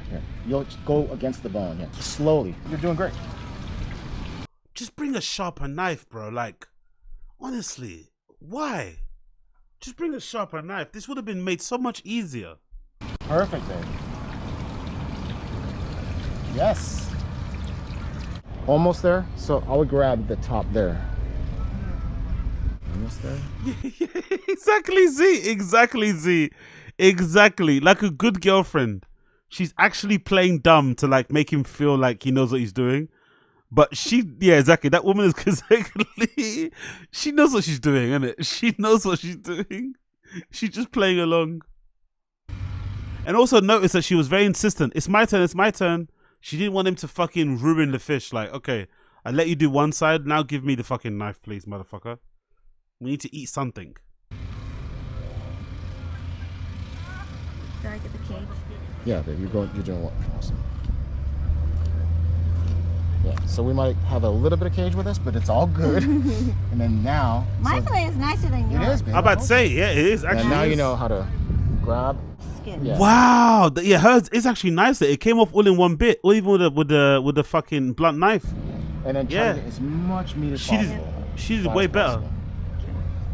Watch out for fingers, like. Let's see now. This is the moment of truth.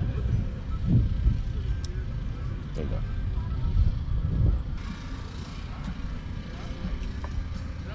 I'm doing good. But just angle it to make sure. Oh, and Grab as much, down, as much meat as possible. The skin is tough. You're not gonna cut through the skin.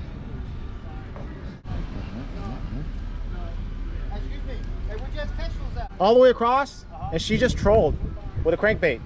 Oh, you guys on a boat? Or? Yeah, we're on a boat. Yeah, We're on that side? On the very other side. Yeah. All right. What do you guys use? She's like a white pink crankbait. Oh, is that right?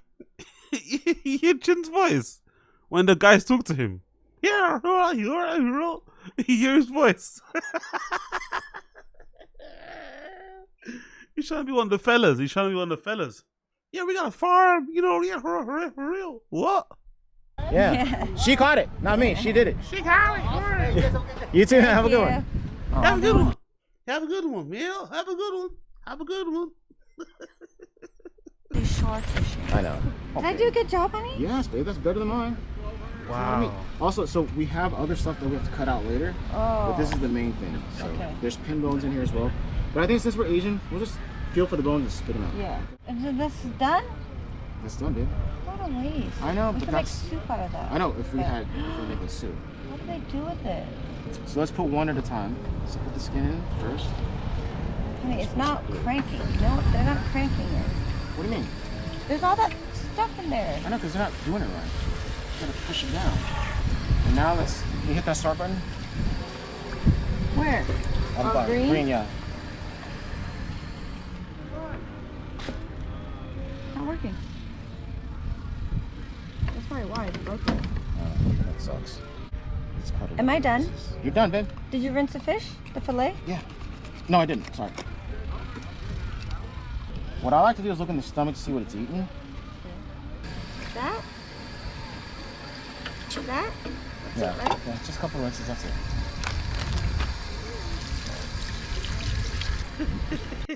Exactly. Oh, I didn't know that. Is that true, Doy? Number one rule of fishing: never touch changes what you used to catch. Really, I didn't know that's the thing. Is that actually a thing in fishing world? I guess you keep it to yourself because you want to catch small fish. I guess, right? What the hell is that? I ain't working at a factory on my vacation. Exactly.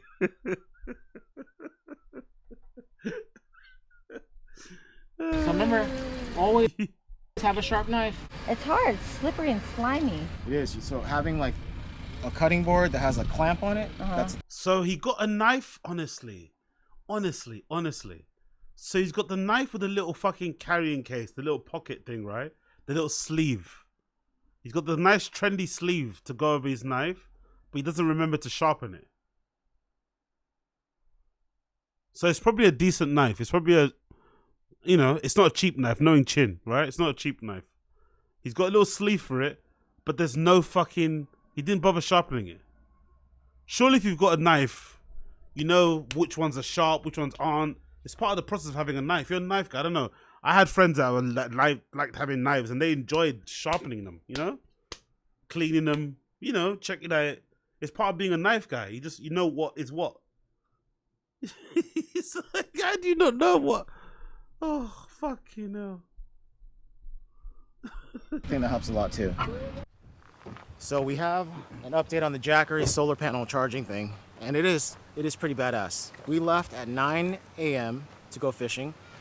By the way, Jobo caught. Yeah, I agree with you, Joe. Never cut a fish at a public fillet station. They didn't even look like they rinsed the top of that thing. They didn't look like they even rinsed it. They didn't bring a cutting board, nothing. They just like put it on that concrete, like, yeah, but yeah. Whatever. 2 bass, 1 legal smallmouth that we took to harvest and we're gonna cook it up for dinner, and a largemouth bass, all on the lure that she wanted to use. What's it called? What's it called? It's a cheap papaya fillet. Is that what it's called? Papaya fillet knife. Fillet knife. Ah, okay, cool. So that, right? It's the one that's got there. That one there. That sort of shape, anyway. Where is it? Yeah, that shape there. This shape, yeah? This one. There we go. That sort of shape. He's got one of that. Okay, thank you for that one, my friend. I appreciate ya. Named Dolly. The area she wanted to go fishing. The time she wanted to go fishing, all that good stuff. So, congrats to Jobers. Great job. Yeah. And so this is the solar panel. That's been kicking ass. It's already at 100% charge. We left at 9 a.m. And what time is it now? 4 p.m., right? Yeah. And we don't know what time it actually reached 100% charge.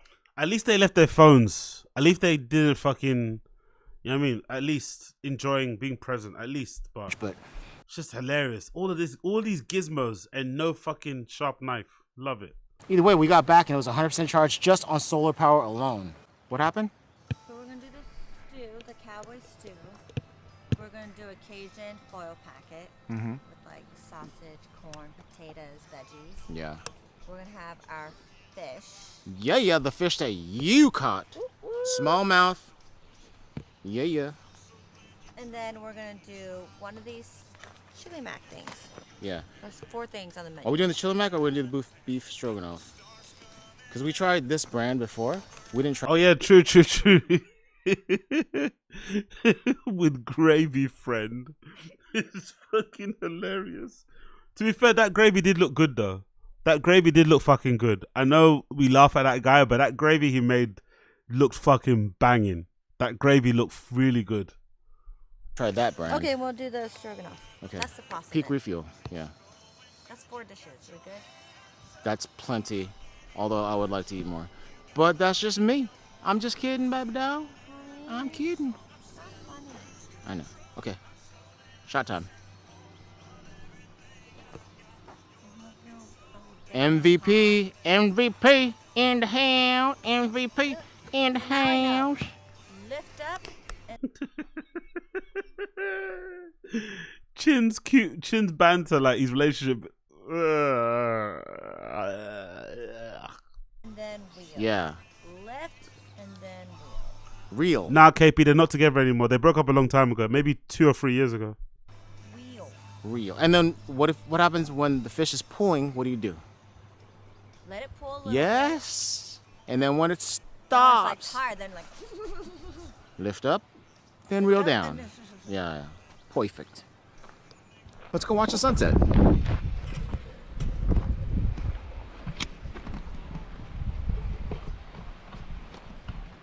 That's our tent. Those are our electric bikes. And that's our view. This is our site. How dope is this?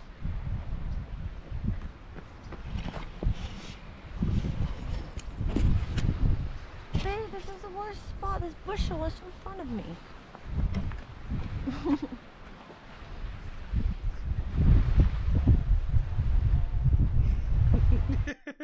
Definitely in the moment, isn't it?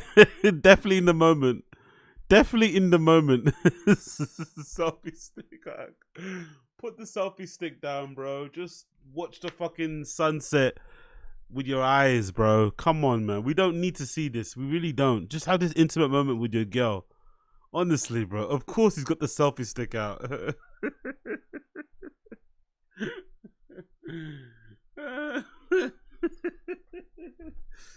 Oh, I love Chin so much. I love Chin so much, man. How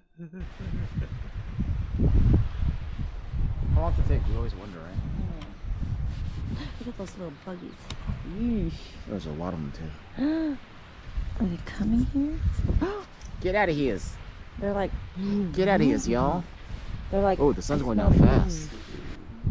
And I keep looking directly at the sun. I know, because what else are we going to look at the sunset? Like, that's what you look at, the sun setting. I can't, I see spots. I can't look at the sun anymore. Okay, we're done now. There's a male in the 100%. He's not reading the signs. Exactly, Z. Exactly. Unless she tells him outright, he doesn't read subtleties or signs at all. But hey. Who's my favorite country artist of all time? Yes. Very popular artist. Probably one of the most famous. Yes.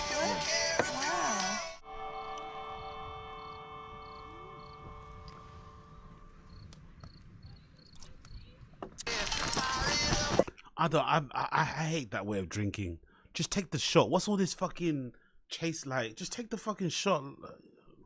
Honestly, this 2-cup chaser thing is so high schooly. Like just take the fucking shot, man. You're a grown up. It is what it is. Here's a quick update. What are you making, Jubbo? The food looks good though. Another foil packet. Yeah. This with like veggies and some sausages. By the way, whoever says she can cook, you're right. Look at that. This is better than anything Chin's ever done by himself. Whoever said she can cook and she's clearly playing dumb for Chin, back then she was playing dumb, you're right. She can definitely cook. And the cowboy stew from last night. Yeah. And yeah, that's it. And then She's not letting Chin touch anything. But wait, what's the ingredients? Bell pepper, Mhm. small petite red potatoes, mushrooms, and squash. Squash. And oh, did I say mushrooms? That's it. It's like 5 ingredients. 5. Oh. Mushrooms, potatoes. bell 5 is our pepper, favorite. 5 is our favorite number. Oh, bless them. Squash. squash, Fucking hell. and then the sausages. Yeah. Sausages. Sausages. That's it. And here is the fire. They had their own little cute little language they had. 5 was their favorite number. God damn, Chin. Now, it is insane. It's going crazy. This is ready. All right. So this is gonna be really hard to film and also prepare, but that's the fish fry batter. It's Andy's seasoning. So we have that in one plate, and then we're gonna mix eggs in this one. I think just 2 eggs, because we only have 2 fillets. And here we go. 2 eggs. Take your trash. Let's put it. Softball egg.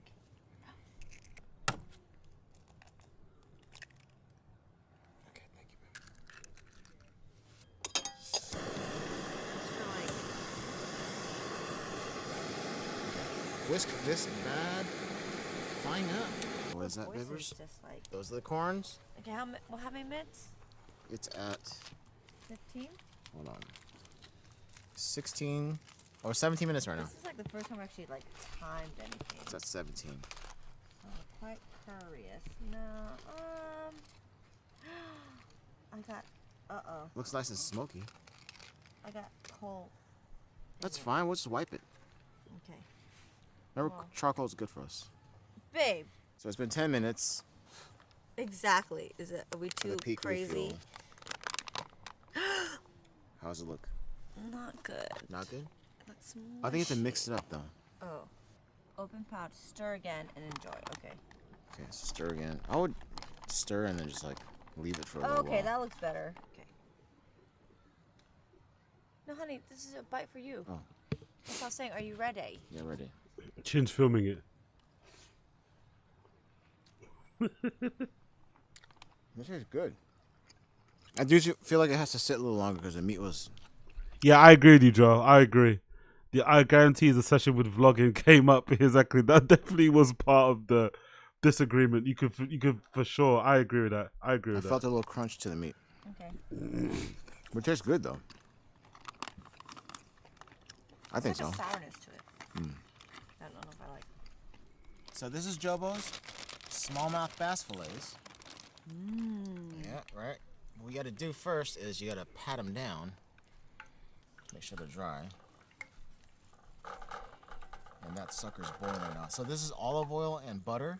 We wish we had peanut oil, but we didn't bring it, so it's all good. This is the first fillet. Dip it into the egg. We just bought some fresh eggs from Kachuma Lakes Market. Do that. Dip it into this batter. Andy's low sodium. Fish. Low carbs, no carbs, low sodium, but then drinks like a fucking sailor. I fucking love this guy, man. The things he's obsessed with. Spreading. I think your headlight is kind of adding a glare. Yeah. Batter that up. Drop it in. It might be a little. Ooh. Surely this is a bit OT as well. Like, why are you deep frying fish when you're going camping? Why not just like buy something from a store and eat it and then go to sleep and just hang out, sucking and fucking each other when you're like, why are you cooking like an entire meal like you would at home? Out like what? Am I bugging or is this a bit excessive? Like, you're deep frying fish. Like, what is this? Why are you doing this? There's obviously going to be places around you can eat. You can fucking DoorDash something to your location if you're really peckish. You can bring some food with you. But you really need to deep fry fish. Second fillet, we don't waste anything. Give me this little piece here. Put that in. Away from you. Uh-oh. I'm gonna do that piece, and then these tiny small pieces. Bam, look at that. Like, I don't know about you, but if I'm going camping, doesn't something change about how you drink, how you eat? It's kind of based on where you're at. So maybe you don't like to eat a certain thing, but because you're camping, you just have to eat it. Whether it's burgers or sausages and shit, you just make do with what you have, you know what I mean? But you don't take your kitchen with you and bring a fucking tabletop stove to like fry shit. You just figure it out, you know? You figure out what you can, I don't know, a little Bunsen burner, maybe some eggs you can make, but deep frying fish fillets, like battering them and shit, like, it's a bit excessive, no? Flip it over. Flip this guy over. Yeah. There you go. Oh, yeah. Smells good, looks good. Exactly, exactly. Most people eat soup, exactly, just whatever you can, whatever, you just figure it out, I don't know. Like, imagine how much is that lantern? I bet you that lantern ain't cheap. I bet you that lantern isn't cheap. That lantern there isn't cheap. I bet you. Look at them. Look at the camera he has. A nice Sony SLR with the fucking boom. Like, I bet you to combine these two are like $5,000 or something.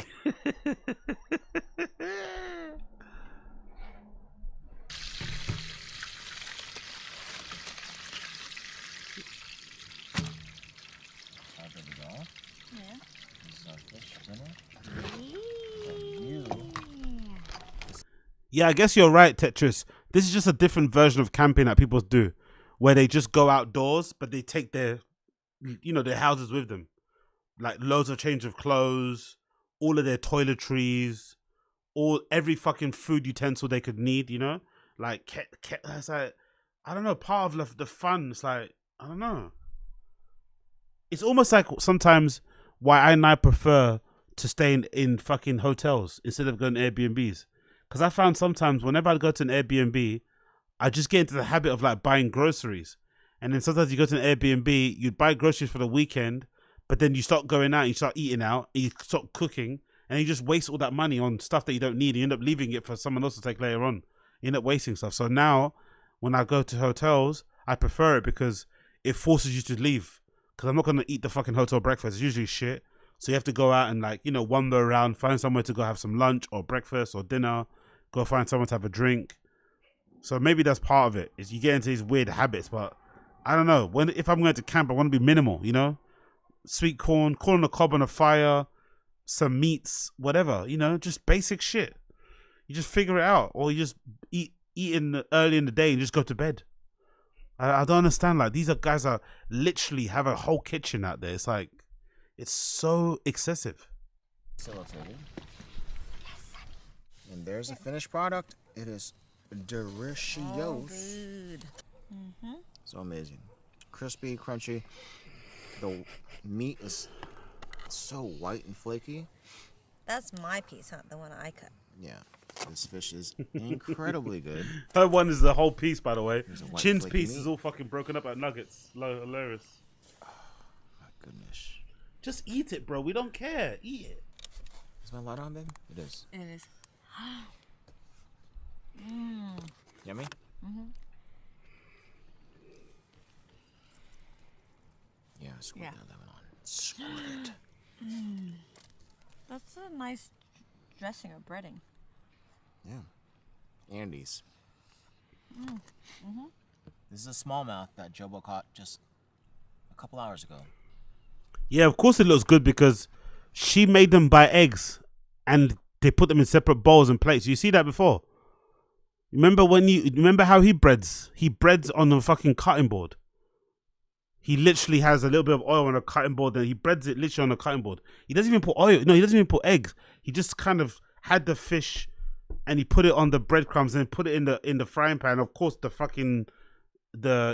crumbs just went all over the place, and obviously didn't cover the fish. But because she's there, they obviously did it properly. They breaded the thing properly, which is good. because she clearly knows how to cook. When she's in charge, basically. He didn't really do much cooking, which is why the food looks good. No seasoning, just an Andy's batter. Delicious, amazing. Thanks, babe. That's so good. With the lemon too, it's so good. With the lemon too, it's so good. Oh yeah, we need 2 angles, yeah? Baby, this is so good. Yeah. It's better than the trout. Yeah, I think so too. Babers. Mm-hmm. Seriously, that's freaking awesome. So Jobo thinks cracking an egg. He actually looks so happy there, man. Damn, son. He actually really looked really happy. Yeah, I think so too. Babers. Mm-hmm. Seriously, that's freaking awesome. So Jobo thinks Big cracking fumble. an egg with her hand is easy, while it's in her fist. But let's see. As long as you grab it like this and then try to crush it, yeah. Ready? Oh, holy shit, you're right. Oh my god. Hope you're gonna discover new things. And the unfortunate thing about a girl like this, she's most likely like married now, probably with kids. Or one on the way. That's the annoying thing about people like this, relationships, where when you fumble stuff like this, she's probably married, engaged, or expecting, you know? You went on point and she went and got it somewhere else. Like, fuck. What's so hard, baby? What's so hard?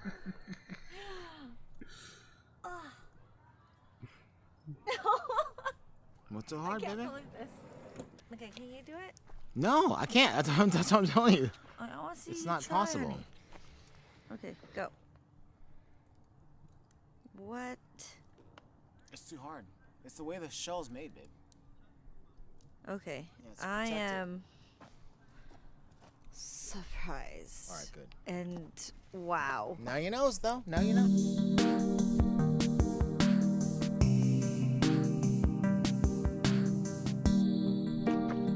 We're done for the night. Good night.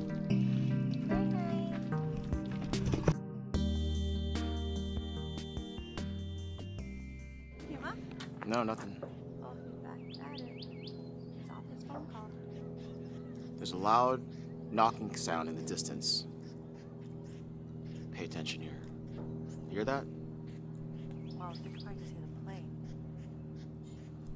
That? We should turn it. That. So we're thinking in these. Oh, there you go again. In the Sasquatch community, that is Bigfoot knocking to warn people around him, or communicate with the other Bigfoot. Big feet. Yeah. So if anyone knows what that loud knocking sound is at Lake Achuma, put it down in the comments below.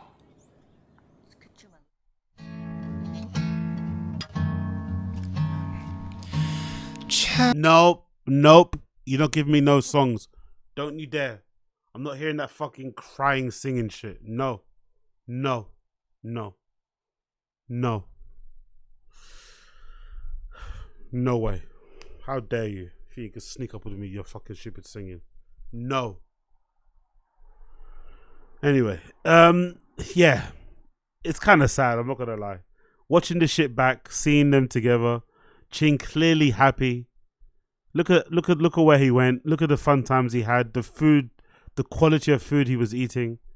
And now, you know, he's basically in a very long-term relationship with fucking Brendan Schaub and Brian Callen. But there was a time where he had a woman that was willing to let him touch him and shit. Touch her and shit. And now the only thing he touches as close to a woman is his laptop and maybe Sanaz. But you know, she's got her eyes set on Brian. What can you do? What can you do? Another moment in Chin history. We'll do some more on the next episode of The Random Show. We'll do some more Chin stuff. But yeah, big up everybody for tuning in. Appreciate all of you guys. Thank you for hanging with me. Make sure you like the stream down below, please. Don't be lame. Like the stream down below. Please like the stream.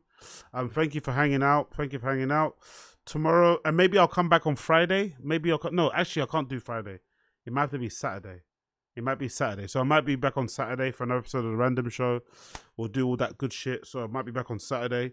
There'll be another T-Fat-K show, so we'll do that. I'll probably pull some clips from it. I won't let you guys fucking go through that sort of shit. So I'll clip it up and we'll analyze some stuff from the new T-Fat-K. And we'll do some other clips and shit. And I need to also update the fucking Patreon. I'll do the fucking Nikki Glazer actual review on there. So keep an eye out for that one. And yeah, man, thank you for hanging out. I appreciate all of you so much. Thank you for hanging. Always a pleasure, never a chore.